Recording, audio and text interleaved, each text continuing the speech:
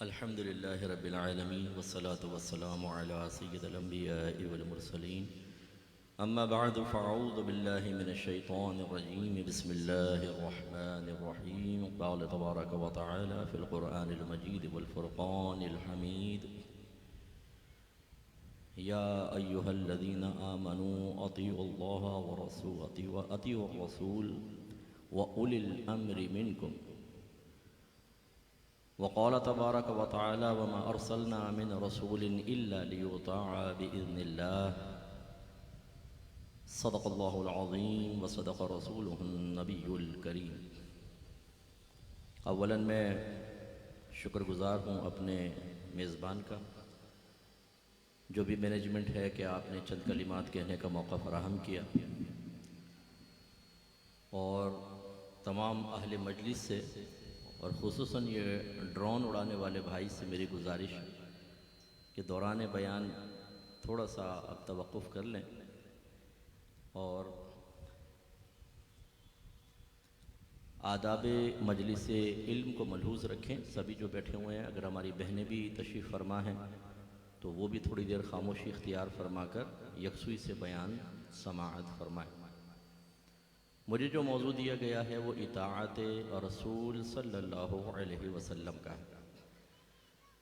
آپ کے سامنے دو آیات تلاوت کرنے کا شرف حاصل ہوا۔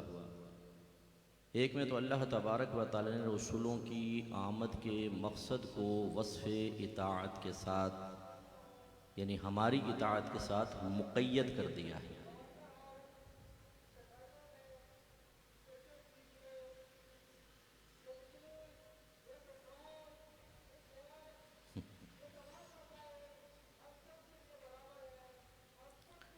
اللہ تعالیٰ ارشاد فرماتا ہے کہ وما ارسلنا من رسول الا لیطاع باذن اللہ، ہم نے ہر رسول کو صرف اس لیے بھیجا کہ اس کی اطاعت کی جائے، اس کا حکم مانا جائے۔ اور دوسرے مقام پہ ارشاد فرمایا کہ یا ایھا الذین آمنوا اطیعوا اللہ واطیعوا الرسول واولی الامر منکم، اے ایمان والو اللہ کی اطاعت کرو، اس کے رسول کی اطاعت کرو، اور ان لوگوں کا کہنا مانو جو تم میں حکم والے ہیں۔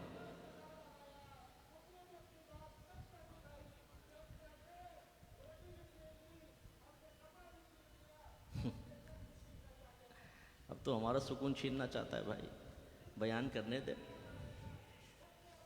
ایک دفعہ درود شریف پڑھ لیں، اللہم صلی علی سیدنا و مولانا محمد وعلی آل سیدنا مولانا محمد وآلہ وبارک وسلم۔ ہمارے لوگوں کو تربیت کی بہت شدید قسم کی ضرورت ہے، اور یہ ہم میں سے ہی ہوگا، کوئی نہ کوئی لازم، مجھے یقین ہے، کوئی سلجھا ہوا نہیں ہو سکتا۔ یہ وجہ اس کی یہ ہے کہ ہم لوگ بڑے بھولے بھالے سے ہیں، ہمارے بچے، اور ہم نے اپنی قوم کو فضائل اور معمولات کے اندر لگا دیا، مستحبات میں الجھا دیا، یہ راستہ دکھا دیا، اور جو حقیقتاً یہ اس کو روک نہیں سکتا جا کر۔ اچھا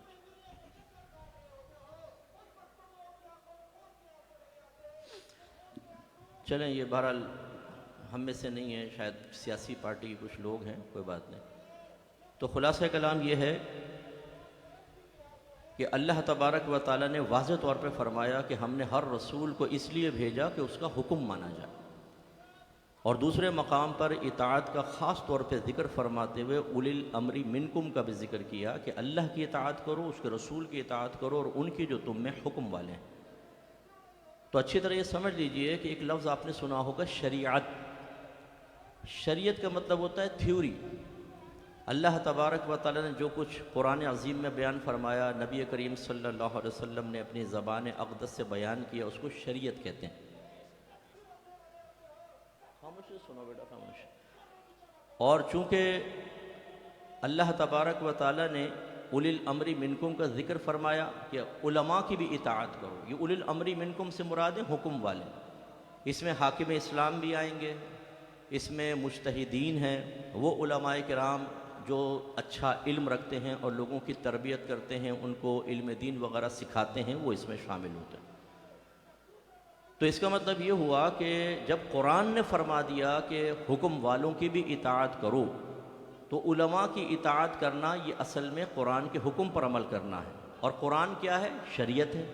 تو اس کا مطلب ہے علماء کی جب اطاعت کی جائے گی تو اسے بھی شریعت کا نام دیا جائے گا۔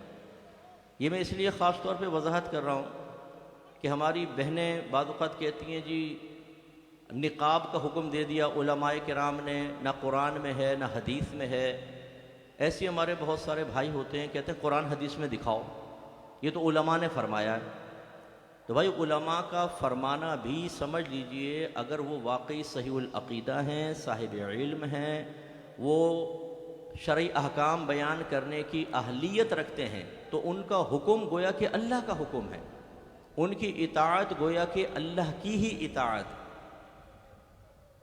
تو لہٰذا اب تین چیزیں ہو گئیں، اللہ کا حکم مانو، رسول کا حکم مانو، اور علماء کرام کا حکم مانو۔ حکم ماننے کا مطلب کیا ہے؟ اطاعت کرنا، فرما برداری کرنا، اس حکم کے تقاضے کے مطابق عمل کرنا۔ چنانچہ اگر ہم اس حکم کے تقاضے کے مطابق عمل کریں گے تو مطیع و فرما بردار کہلائیں گے، اور اگر ہم اس کے خلاف چلیں گے تو نافرمان کہلائیں گے، اور ہمارے لیے آخرت میں سزا ہو سکتی ہے۔ اللہ نے قرآن عظیم میں ارشاد فرمایا کہ وَمَن يُطِعِ اللَّهَ وَالرَّسُولَ فَأُولَٰئِكَ مَعَ الَّذِينَ أَنْعَمَ اللَّهُ عَلَيْهِمْ من النبیین والصدیقین والشہداء والصالحین وحسن اولئک رفیقا۔ جو اللہ تعالیٰ اس کے رسول کی اطاعت کرے وہ ان لوگوں کے ساتھ ہوگا، یعنی بروز قیامت ان لوگوں کے ساتھ ہوگا جن پر اللہ کا انعام ہوا، یعنی انبیاء علیہ السلام، صدیقین، شہداء اور صالحین۔ اور یہ کیا ہی اچھے ساتھی ہیں۔ نبیوں کے بارے میں آپ جانتے ہیں، صدیقین سے مراد اجلہ صحابہ ہیں، بڑے بڑے صحابہ۔ پھر شہداء سے مراد جو اللہ کی راہ میں اپنا خون بہاتے ہیں، شہید کیے گئے۔ اور صالحین میں پھر باقی صحابہ کرام، اولیاء عظام، تابعین، اہل بیت اطہار اور مجتہدین، علماء، مفتیان کرام، یہ سب کے سب صالحین کے اندر داخل ہیں۔ تو اللہ تعالیٰ نے اطاعت رسول کا، اپنی اطاعت کا ایک انعام یہ بیان فرمایا کہ جو اطاعت کرتے ہوئے دنیا سے رخصت ہوگا تو اللہ تعالیٰ اسے آخرت میں ان نفوس قدسیہ کے ساتھ کرے گا۔ اب علامہ جلال الدین سیوطی صاحب رحمۃ اللہ علیہ اس کی تفسیر میں بیان فرماتے ہیں کہ یقیناً نبیوں کے مقام تو بہت بلند و بالا ہے، ہر شخص تو ان کے ساتھ نہیں ہو سکتا، کتنی اطاعت و فرما برداری کرے۔ تو فرماتے ہیں کہ اس کا ایک مفہوم یہ ہو سکتا ہے کہ جب یہ شخص جنت میں داخل کیا جائے گا تو اس کو خصوصی طور پر ان حضرات کی زیارت سے، ان کی ملاقات سے اور ان کی صحبت سے نوازا جائے گا۔ جیسے امام غزالی رحمۃ اللہ علیہ نے فرمایا کہ جنت میں لوگ چلے جائیں گے، ہر شخص اپنے درجے پر مطمئن ہوگا، لیکن جو نبی کریم صلی اللہ علیہ وسلم کے قریب ہوں گے اور آپ کی زیارت اور صحبت سے مشرف ہوں گے اور آپ کی خصوصی مجالس میں شرکت کریں گے، جو لذت ان کو حاصل ہو رہی ہوگی بقیہ جنتیوں کو حاصل نہیں ہوگی۔ تو اس کا مطلب یہ ہوا کہ اطاعت رسول، اطاعت رب، علماء کی اطاعت یہ بڑا انعام ہمیں دلوائے۔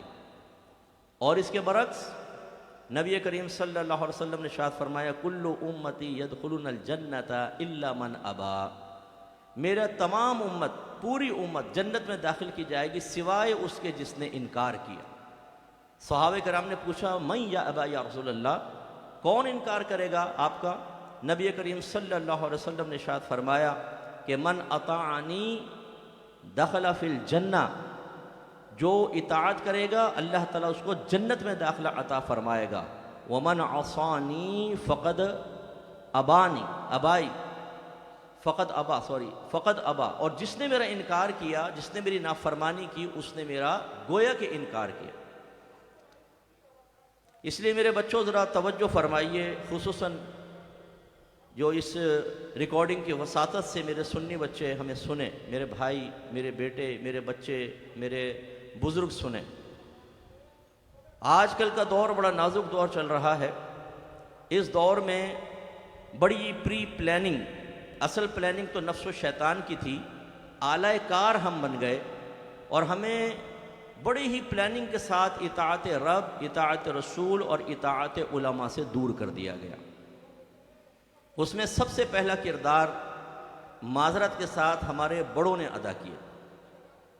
جو ہمارے گھر کے بڑے ہوتے ہیں، اگر یہاں بیٹھے ناراض نہ ہوں، میرے والدین بھی گھر کے بڑوں میں آتے ہیں، ان کا قصور اس لحاظ سے نظر نہیں آتا کہ ان کے بڑوں نے تربیت نہیں کی۔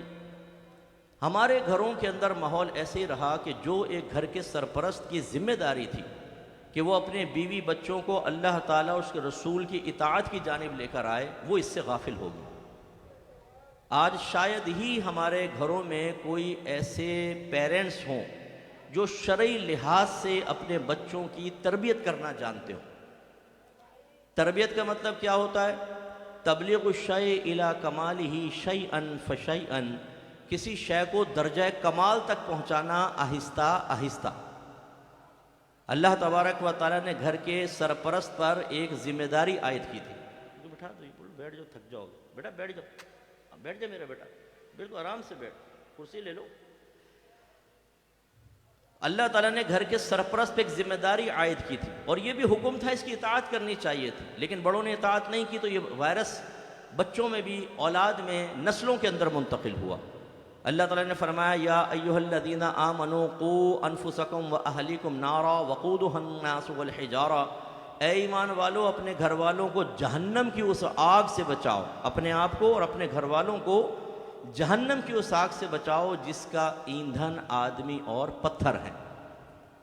گھر والوں کو جہنم کی آگ سے بچانے کا طریقہ کیا تھا کہ سرپرست پہلے تو خود علم دین سیکھتا، کیونکہ اس کو سکھانا تھا آگے، دوسرا اس کے تقاضے کے مطابق عمل کر کے رول ماڈل بننا تھا تاکہ اولاد اس کے قول سے، اس کے عمل سے سیکھے۔ آپ نے دیکھا ہوگا چھوٹے چھوٹے بچوں میں آبزرویشن کی طاقت بہت زیادہ ہوتی ہے۔ اگر بڑے شیو کرتے ہیں نا تو چھوٹا بچوں کو میں نے دیکھا، مجھے اچھی طرح یاد ہے کہ ہم جب نہاتے تھے نا، چھوٹے چھوٹے تھے، گھر میں بڑوں کو دیکھتے تھے شیو کرتے ہوئے، تو یوں جھاگ بنا کے نا پھر ہم یوں کرتے تھے ہاتھ سے نا، یوں جیسے شیو کر رہے ہیں، تو وہ شروع سے ہی بچے ایسا ہوتا ہے۔ ایسے اگر بڑے ماں بہن کی گالی دیتے ہیں تو بچے بھی توتلی زبان میں گندی گندی گالی، تیری ماں کی، تیری بہن کی۔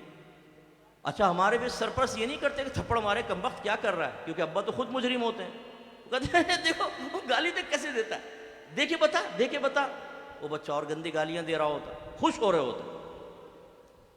تو ہم تو ایک اچھے رول ماڈل کے بجائے برے ماڈل بن جاتے ہیں، برے رول ماڈل بن جاتے ہیں، تعلیم دیتے نہیں ہیں بالکل۔ گھر کے سرپرست کو عمومی طور پہ نہیں پتہ ہوتا کہ اپنے گھر والوں کو جہنم کی آگ سے بچانے کے لیے ان کو علم دین سکھانا ہے، مجھے رول ماڈل بننا ہے، انہیں نیکی کا حکم کرنا ہے، انہیں برائی سے روکنا ہے۔ لہذا نتیجہ نکلتا ہے کہ ہماری بچیاں جو شرم و حیا کا پیکر ہونی چاہیے، جنہیں بی بی فاطمہ رضی اللہ تعالی عنہا سے سیکھنا چاہیے تھا کہ جب میرے آقا صلی اللہ علیہ وسلم نے ایک مرتبہ صحابہ کرام سے فرمایا کہ یہ بتاؤ ایک عورت کے لیے سب سے بہترین چیز کیا ہے، مولا علی کرم اللہ وجہ الکریم پیچھے سے چپکے سے نکل گئے، بی بی فاطمہ سے جا کر پوچھا کہ نبی کریم نے سوال کیا ہے، جواب دو۔ انہوں نے کہا کہ ایک عورت کے لیے سب سے بہترین چیز یہ ہے کہ نہ وہ کسی نامحرم کو دیکھے اور نہ کسی اجنبی شخص کی نگاہ اس پر پڑے۔ مولا علی آ کر بیٹھ گئے، سرکار نے دریافت کیا، ہاتھ اٹھایا، سرکار نے فرمایا بولیں، جواب دیا۔ سرکار مسکرائے اور فرمایا کہ علی لگتا ہے یہ جواب فاطمہ نے دیا۔ اور اسی طرح بی بی فاطمہ رضی اللہ تعالی عنہ نے وصیت کی تھی کہ جب مجھے دفنایا جائے، میں فوت ہو جاؤں، تو ایک تو میری چرپائی کو بالکل ڈھک دینا کپڑے سے، ڈولی کی طرح بنا دینا، کپڑے سے ڈھک دینا، اور میرا جنازہ رات میں اٹھانا تاکہ کسی اجنبی مرد کی نگاہ میرے جنازے پر بھی نہ پڑے۔ اگرچہ کوئی ناجائز نہیں ہے، دن میں ہزاروں عورتوں کے جنازے نکلتے ہیں، کوئی ناجائز نہیں تھا، لیکن یہ آپ نے شرم و حیا کا ایک درس دیا۔ تو اب جب گھر کا سرپرست، جن میں ماں بھی داخل ہے، وہ خود پڑوسی ملک کی فلمیں دیکھ رہے ہوں، نیم برہنہ ڈانس دیکھے جا رہے ہوں، گندی فحش باتیں، اپنی عبادات کے بارے میں معلوم نہیں، غیر مسلمین کی عبادات، ان کے گھنٹے، ان کے مندروں کے سارے واقعات، سب چیزیں یاد ہیں کہ کیا کیا ہوتا ہے، ان کے کون کون سے مذہبی ایونٹس ہیں، وہ سب ہماری اولاد ساتھ بیٹھ کر دیکھ رہی ہوتی ہے۔ تو بتائیے پھر اولاد نیک کیسے بنے گی؟ اس میں اطاعت کا جذبہ کیسے بیدار ہوگا؟ اور اس پر المیہ یہ ہے کہ اگر کوئی بچہ سر پہ امامہ باندھ لے یا داڑھی، سر پہ ٹوپی پہن لے، چہرے پہ داڑھی رکھ لے، نماز پڑھنا شروع ہو جائے، گندے لوگوں کی صحبت چھوڑ کے اچھے لوگوں کی صحبت میں رہنے لگ جائے، تو بعض اوقات ماں باپ تشویش کا شکار ہو جاتا ہے۔ کہتے ہیں تجھے کیا ہو گیا، یہ بڑا مولوی بن گیا، تو ملا بن گیا، انشاءاللہ، سبحان اللہ، ماشاءاللہ، الحمدللہ، مسجد میں جانے لگا ہے، کیا کر رہا ہے؟ وہ سمجھتے ہیں کہ اب یہ دنیا کی بیکار ترین مخلوق بننے والا ہے، اس نے داڑھی رکھ لی ہے تو بیکار ہو جائے گا۔ بعض مائیں پیار سے سمجھاتی ہے، دیکھ بیٹا ابھی داڑھی نہ رکھ، تیری شادی ہو جائے نا پھر رکھ لینا۔ اب بیٹا بیچارہ خاموش ہو جاتا ہے، ورنہ دائرہ ادب میں رہ کے کہے کہ امی جان آپ بھی ایک عورت ہے، آپ تو داڑھی رکھنے نہیں دے رہی، وہ دوسرا طوفان گھر میں آئے گا وہ داڑھی رکھنے دے گا مجھے؟ جو پہلے ہی مجھے لائق پسند ہی یوں کریں گے کہ بغیر داڑھی والا ہے بھی ہماری بیٹی دینے کے لیے تیار ہیں، میں داڑھی رکھوں گا تو پھر وہ تو ناراض ہوگی۔ میں نے انڈیا میں جا کے ایک دفعہ بیان کیا، ایک نوجوان نے داڑھی رکھی، اس کی بیوی نے ہنگامہ کر دیا، داڑھی کٹواؤ ورنہ خودکشی کر لوں گا۔ وہ گھبرا کے میرے پاس آیا کہ مفتی صاحب وہ تو خودکشی کر لے گی۔ مفتی صاحب تو اس زمانے میں تو اکمل بھائی کہتے تھے، میں عالم بھی نہیں تھا۔ میں نے کہا تم ایسا کرو اس کے ہاتھ میں چھری پکڑا دو اور بولو لے کر لے خودکشی، انشاءاللہ کچھ نہیں ہوگا۔ وہ گیا، اس بیوی نے دھمکی دی، اس نے کہا مار لے اپنے آپ کو، وہ وار ناکام گیا بیوی کا۔ پھر کچھ عرصے بعد وہ غائب ہو گیا، تو میں نے پوچھا کہ وہ کہاں گیا؟ انہوں نے کہا مصعب اس نے تو اکمل بھائی انہوں نے داڑھی کٹوا دی ہے۔ میں نے کہا کیوں؟ کہا اصل میں اس کی بیوی نے اتنا اس کو فورس کیا اور آخر میں کہا کہ مجھے طلاق دو، میں گھر سے جانا چاہتی ہوں۔ تو اس کی ماں نے کہا کہ بیٹا دیکھ تو اپنے داڑھی کی وجہ سے گھر خراب نہ کر، داڑھی منڈوا دے۔ بہت سی مائیں اپنی بچیوں کو برقع نہیں پہننے دیتی، بولتی ہیں نہیں اچھا رشتہ نہیں ملے گا، بلکہ تم بن سور کے ہمارے ساتھ شادی ہال میں جاؤ، دعوت نظارہ بنو تاکہ عورتیں تمہیں پسند کریں، تب اچھا رشتہ گھر میں آئے گا۔ وہ غیر مردوں کے سامنے بعض اوقات اپنے گھر کی بچیوں کو آنے کی ترغیب دیتی۔ اگر بچی اسکول یا کالج کے اندر باہر جانا چاہے تو وہ اس کو برقع نہیں پہننے دیتی۔ اسی طرح بچہ اگر رزق حلال کی طرف آنا چاہے تو اس کو روک دیا جاتا ہے اور کہا جاتا ہے بیٹا آج کل حلال میں گزارا نہیں ہوتا، حرام کماؤ۔ انہیں اللہ تبارک و تعالیٰ کی قدرت کاملہ پہ بالکل بھروسہ نہیں ہوتا۔ اسی طرح اگر بچہ نیک بننے لگتا ہے، اس کو وہ کہتے ہیں کہ نہیں تم نیک نہ بنو، ٹھیک ہے تھوڑی بہت نماز پڑھو بیٹا، زیادہ گہرائی میں نہ جاؤ دین میں۔ یعنی دنیا کے گندے سمندر میں ناک بند کر کے جتنی گہری ڈبکی لگا سکتے ہو لگا لو، لیکن دین کے معاملے میں گہرائی میں نہ جاؤ۔ یہ کون سمجھا رہا ہے؟ گھر کے پیرنٹس۔ سب سے بڑی خرابی جس کی وجہ سے ہمارے بچے اطاعت سے دور ہوئے کہ جب وہ اپنے گھر کے بڑوں کو، چاہے وہ ماں باپ ہوں، ماموں ہوں، چچا، تایا، پھپھا، سب کو دیکھتے ہیں کہ وہاں مؤذن اذان دے رہا ہے، وہ ٹی وی دیکھ رہے ہیں، بلکہ کہتے ہیں ذرا آواز بڑھاؤ، یہ پتہ نہیں مؤذن صاحب اتنی زور زور سے اذانیں دے رہے ہیں، آواز بڑھاؤ۔ تو وہ بچے کہاں سے اللہ تبارک و تعالیٰ کی اطاعت کی طرف مائل ہوں گے؟ جس گھر میں کئی کئی سال گزر جائیں اور ان کی گفتگو کا موضوع موت نہ ہو، قبر نہ ہو، عذابات نہ ہو، میدان محشر میں اللہ تبارک و تعالیٰ کی بارگاہ میں کھڑے ہو کر حساب کتاب دینا نہ ہو، بلکہ دنیا دنیا دنیا، رشتہ دار، ذاتی مفادات، ذاتی لڑائیاں صرف یہ بچوں کے سامنے بیان کریں گے تو ان کا دل آخرت کی طرف کیسے مائل ہوگا؟ کیسے وہ اطاعت رب کی طرف آئیں؟ سب سے بڑا قصور یہ ہے۔ سیکنڈ، ہم علماء کا قصور، میں برملا اس کا اعتراف کرتا ہوں۔ جو ہماری ذمہ داریاں ہیں وہ ذمہ داریاں ہر عالم پوری نہیں کر رہا۔ ہم ہیں وارث نبی۔ بخاری کی روایت نبی کریم صلی اللہ علیہ وسلم نے ارشاد فرمایا کہ العلماء ورثۃ الانبیاء، علماء نبیوں کے وارث ہیں۔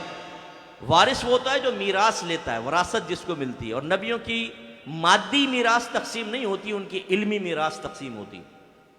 ایک مرتبہ حضرت ابو ہریرہ رضی اللہ تعالیٰ عنہ بازار میں گئے اور کہا کہ لوگوں تم خرید و فروخت کر رہے ہو، حالانکہ مسجد میں نبی کریم صلی اللہ علیہ وسلم کی وراثت تقسیم ہو رہی۔ تو لوگ مسجد کی طرف تیزی سے گئے کہ شاید کوئی مال وغیرہ تقسیم ہو رہا ہوگا۔ جا کر دیکھا ایک صحابی ہیں، وہ درس کر رہے ہیں، درس قرآن یا درس حدیث، لوگ بیٹھے ہوئے ہیں۔ تو لوگ واپس آئے، ابو ہریرہ یہ کہاں ہے؟ کہاں وراثت تقسیم ہو رہی ہے؟ فرمایا تم نے کیا دیکھا؟ انہوں نے کہا وہاں تو ایک درس ہو رہا تھا۔ فرمایا یہی تو نبی کی میراث ہے۔ اس کا مطلب ہے جب ہم وارث نبی ہیں تو وارث کو وہی کام کرنا ہوگا جو انبیاء علیہ السلام نے کیا۔ اور نبیوں نے کیا کیا؟ سید الانبیاء، سید الاولین والآخرین کی میں مثال پیش کرتا ہوں۔ میرے آقا صلی اللہ علیہ وسلم نے 40 سال ابتدائی ایسے گزارے کہ ابھی اعلان نبوت نہیں فرمایا، لیکن جب اعلان نبوت فرمایا تو کسی کافر کی ہمت نہیں ہوئی کہ آگے بڑھ کر یہ کہے کہ محمد آپ ہمیں ایک نئے دین کی طرف بلاتے ہیں، حالانکہ آپ خود کردار کے اعتبار سے غلط ہیں، گفتار کے اعتبار سے غلط ہیں، آپ نے پچھلے 40 سال میں فلاں وقت میں یہ غلط کام کیا تھا، یہ غلط بات کہی تھی، یہ کہی تھی۔ نہیں، 40 سال میرے آقا نے ایسے گزارے کہ ایک کافر آپ کی سابقہ زندگی کا اسکینڈل نہ بنا سکے۔ 40 سال بڑی مدت ہوتی ہے۔ ہمارے یہاں 30 سال اگر نوجوان کو جہاں شادی نہیں ہوتی تو لوگ کہتے ہیں بھائی بڈھا ہو گیا، شادی کب کرے گا؟ انہیں 30 سال کا نوجوان ہی بوڑھا نظر آتا ہے۔ تو میرے آقا صلی اللہ علیہ وسلم نے تو 40 سال اعلان نبوت سے پہلے اللہ تبارک و تعالیٰ کی رضا کے مطابق ایسی شفاف زندگی گزاری کہ کافر بھی انگلی نہ اٹھا سکا۔ علماء کا کام یہی ہونا چاہیے، خلوت ہو جلوت ہو۔ میرے آقا صلی اللہ علیہ وسلم نے فرمایا خیرکم لأہلی وَأَنَا خَيْرُكُمْ لِأَهْلِي، فرمایا تم میں سب سے بہترین وہ ہے جو اپنے گھر والوں کے معاملے میں سب سے بہتر ہو، اور میں اپنے گھر والوں کے معاملے میں تم سب سے بہتر ہوں۔ تو اس کا مطلب ہے خارجی زندگی دیکھیں سرکار کامل و اکمل، اور اگر خانگی زندگی دیکھیں، آپ کی ازدواجی زندگی دیکھیں، تو اس میں بھی آپ کا کوئی ثانی نظر نہیں آتا۔ ہم بعض اوقات باہر بہت شریف ہوتے ہیں، گھر میں بدماش، بعض اوقات گھر میں ٹھیک ہوتے ہیں، باہر بدماش۔ ہمارا کردار ذرا مشکوک قسم کا ہوتا ہے۔ ہم اگر علماء ہی لوگوں کے درمیان بیٹھ کر ہنسی مذاق ٹھٹے کریں، غیبتیں کریں، اگر میں استاد ہوں اپنے شاگردوں کو کسی کے خلاف ابھاروں، ان کے ذہن کو برین واش کروں، ان کے ذہن میں غلط چیز فیڈ کروں، تو میں تو خود بیڑا غرق کر رہا ہوں اپنے شاگردوں کا۔ اور پھر دوسری بات کہ ایک تو یہ کہ عمل بالکل ظاہر باطن خارج گھر سب میں بہترین عمل ہونا چاہیے، اور اس کو میرے آقا صلی اللہ علیہ وسلم نے ایک بڑی بہترین بات کہہ کے بیان فرمایا ہے۔ وہ میں آپ کو روایت عرض کرتا ہوں، بخاری کی روایت ہے کہ صحابی سرکار کے پاس آئے، یا رسول اللہ مجھے کوئی نصیحت کیجیے۔ سرکار نے فرمایا لا تغضب، تم غصے میں نہ آیا کرو۔ ایک اور صحابی کھڑے ہوئے، رسول اللہ مجھے کوئی نصیحت فرمائی۔ سرکار نے فرمایا کن محسنن، تو نیک ہو جا۔ اس نے عرض کیا رسول اللہ صلی اللہ علیہ وسلم مجھے کیسے پتہ چلے گا میں نیک ہوں؟ آپ نے فرمایا جب تیرے پڑوسی تیرے بارے میں نیک ہونے کی گواہی دے تو سمجھ جا نیک ہے۔ علماء نے اس کی شرح میں بیان فرمایا کہ پڑوسی سے مراد محلے والے ہی نہیں، جو آپ کی بیوی ہے وہ بھی پڑوسی ہے، جو آپ کی والدہ ہے وہ بھی پڑوسی ہے، جو آپ کی ماں ہے وہ بھی پڑوسی ہے، باپ بہن بھائی آپ کی اولاد۔ یعنی نبی کریم فرما رہے ہیں ہمیں سمجھایا ہے کہ باہر تو آدمی تکلف کے پردوں کے اندر اپنے آپ کو بڑا صوفی بیان کرتا ہے اور صوفی بنا کر پیش کرتا ہے، لیکن عمومی طور پہ گھر پہ آ کر انسان کو خوف ختم ہو جاتا ہے کہ کون سا بیوی کسی سے شکایت کرے گی، کون سا بچہ میرے راز بتائیں گے، کون سا میری امی پورے محلے میں میرا ڈھنڈورا پیٹے گی۔ تو گھر میں آ کے فجر کی نماز قضا ہو رہی ہے، منہ پہ گالی گلوچ چل رہی ہے، بیوی پہ ظلم و ستم کر رہے ہیں، غلط قسم کی چیزیں دیکھ رہے ہیں، یہ غلط چیز ہوتی ہے۔ اس کا مطلب یہ ہوا اگر آپ میں سے بھی کوئی یا میں بھی اگر یہ جاننا چاہتے ہیں کہ واقعی ہم اچھے ہیں کہ نہیں، اپنی بیوی سے پوچھیں، اپنے بچوں سے پوچھیں، خاص طور پہ اپنے ماں باپ سے پوچھیں، اپنے قریبی دوستوں سے پوچھیں، اپنے قریبی ماتحت سے پوچھیں۔ اگر وہ آپ کے بارے میں اچھے ہونے کی گواہی دے تو آپ اچھے ہیں، بشرطے کہ آپ سے ڈرے نہیں۔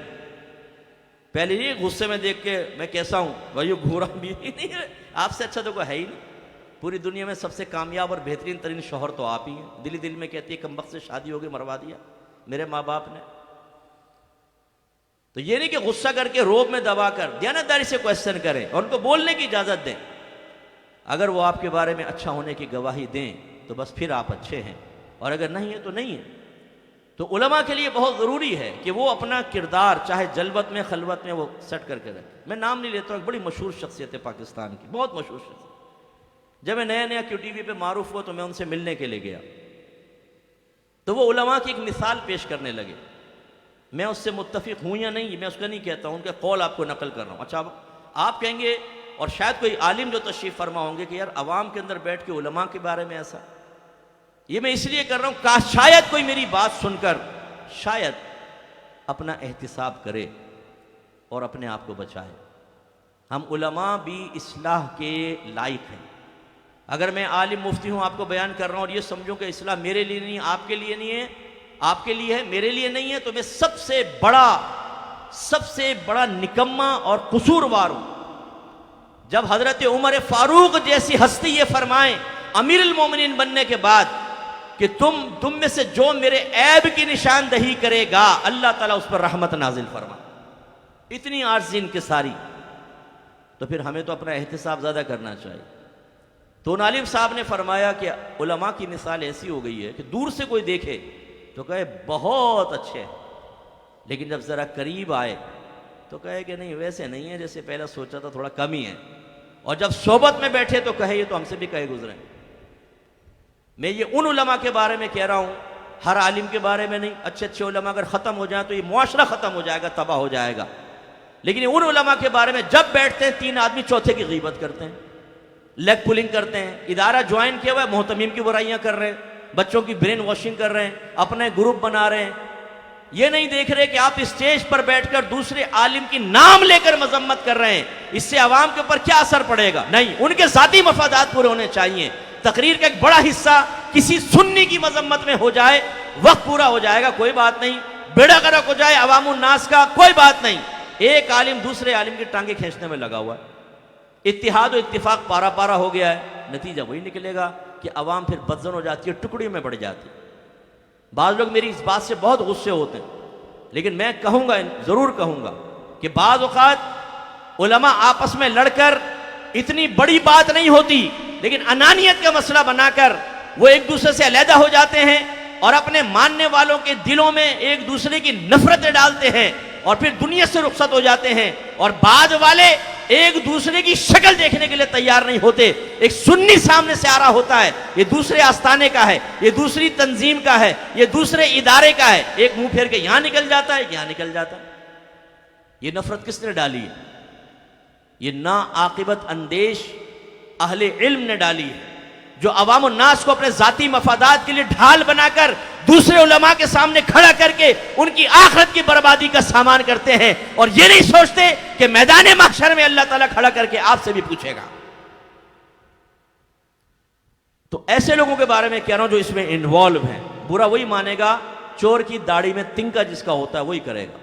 اور یہ میں پہلے بھی کئی مرتبہ اپنے بیانات میں یہاں پر بھی کہہ چکا ہوں، بچوں آپ کو سمجھنا چاہیے، میں کسی عالم کا نام نہیں لوں گا، میں چاہتا بھی نہیں ہوں کوئی عالم ڈی گریڈ ہو، لیکن میں ضرور آپ سے کہوں گا کوئی بھی آپ کا مقتدا ہو، مرکز عقیدت ہو، خدا را آپ پیار رکھیں، مقتدا بنائیں، مرکز عقیدت بنائیں، ان کی اطاعت کریں، فرما برداری کریں، لیکن سنیت کو توڑنے کے سلسلے میں کسی کی اطاعت نہ کریں۔ ہماری ایک تنظیم بنتی نہیں ہے، 2 دن بعد اس کے ٹکڑے ہو جاتے ہیں۔ جیسے شادی ہوتی ہے تو بچہ پیدا ہو گیا، وہاں بچہ نہیں پیدا ہوتا، تنظیمیں 2 ٹکڑے ہو جاتی ہے، پھر ماشاءاللہ 2 سے 4، 4 سے 6، اور پھر فنائیت کا دور شروع ہوتا ہے، ختم۔ کوئی ایک تنظیم آپ مجھے بتائیں جو سیاسی پلیٹ فارم پر ہو یا دینی پلیٹ فارم پر جو ٹکڑوں میں نہ بڑھ گئی ہو، اور ایسی بٹی ہے کہ دوبارہ ملنے کے لیے تیار نہیں، کیونکہ ہماری انانیت اتنی ہوتی ہے کہ ہم کسی دوسرے کے قریب از خود جانے کے لیے، معافی مانگنے کے لیے، اپنے عہدے چھوڑنے کے لیے تیار نہیں ہوتے۔ ہم کہتے ہیں بیڑا غرق ہو جائے، دفع ہو جاؤ، ہم اس پر جم کر رہیں گے، میں حق پر ہوں تم غلط ہو، کہتا ہے میں حق پر ہوں تم غلط ہو، بیچے بچے لڑتے رہتے ہیں، نفرتیں، گھوسے مارنا، مکے، لاتیں۔ اور اسی طریقے سے میں درد دل کے ساتھ یہ بات عرض کرتا ہوں کہ اگر ہم جیسا کوئی عالم اپنے اہل سنت میں موجود برائیوں کی درد دل کے ساتھ نشاندہی کرنے کی کوشش کرے اور اپنوں کو اس عیب سے دور کرنے کے لیے چاہے کہ ہمارا مسلک، ہمارا مذہب تنقید سے محفوظ ہو، تو کچھ ان کی تائید والے مل جاتے ہیں۔ جیسے میں پیشہ ور نعت خوانوں کے سخت خلاف ہوں، جن کی گردنوں کے اندر تکبر کا سریا ہے، جو کسی عالم کا ہاتھ چومنے کے لیے تیار نہیں ہوتے، جو اپنے دین و مسلک کو عرصہ دراز سے بیچ رہے ہیں، جو آ کر اسٹیجز کے اوپر سب سے پہلے پیسے کی مقدار دیکھ کر پھر اپنے عشق رسول کا توازن قائم کرتے ہیں۔ 5-5 ہزار کے، 1-1 ہزار کے نوٹ آئیں گے تو جوش دیکھنے والا ہوگا، اور اگر ٹیڑھی آنکھ سے دیکھا کہ 10-10 کے نوٹ ڈال رہے ہیں تو کہتے ہیں بیڑا غرق ہو جائے کمبختوں کا، اگلی مجلس میں نکلو، اگلی محفل میں جاؤ، مختصر کرا کے جی میں جا رہا ہوں اس میں۔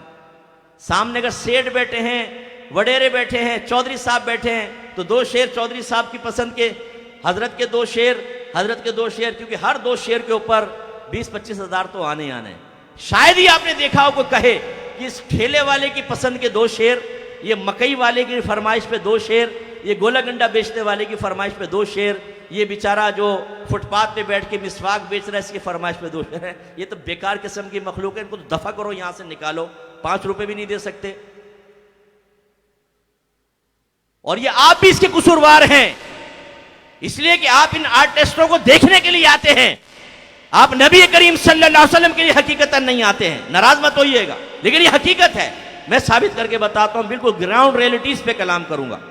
اگر ایک بڑی سی نعت خوانی کا پوسٹر لگے اور اس کے نیچے لکھ دیا جائے لنگر کا کوئی انتظام نہیں ہے، کھانا گھر سے کھا کر آئیں، آدھی پبلک تو ویسے ہی غائب ہو جائے گی۔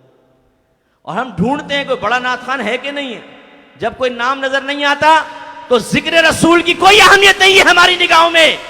آرٹسٹ نعت خوان کو بلاؤ جو بھڑکیلے کپڑے پہن کر آئے, زبردست قسم کا دوپٹہ, اپنی بیوی کو دوپٹہ سر پہ لپیٹ کر آ جائے, جو آپ کو مٹکائے, جھومو, ہاتھ ہلاؤ اور آپ بھی ڈانس کریں. آہا آہا رم جم رم جم رم جم رم جم رم جم رم جم, آپ بھی مٹک رہے ہیں صاحب, یہ محفل قائم کرے تو پھر ہم اس کے سنتے ہیں. علاقائی کوئی بیچارہ بیٹھا ہو تو ہم تو اس کو سننے کے لیے تیار نہیں ہیں. اگر ہماری مجلس میں, اگر ہماری محفل میں کسی بڑے نعت خوان کا نام ہو اور آپ وقت کی نزاکت کے ساتھ آئیں کہ اب بس ٹائم ہو گیا, اب تو آ گیا ہوگا, بھر گیا مجمع, اور اعلان ہو جائے کہ وہ نعت خوان صاحب تشریف نہیں لا سکے, ان کی طبیعت خراب ہے, میں گارنٹی سے کہتا ہوں آدھے سے زیادہ پنڈال خالی ہو جائے گا. ہم لوگ اپنی کیفیات کو کیوں نہیں سمجھتے ہیں؟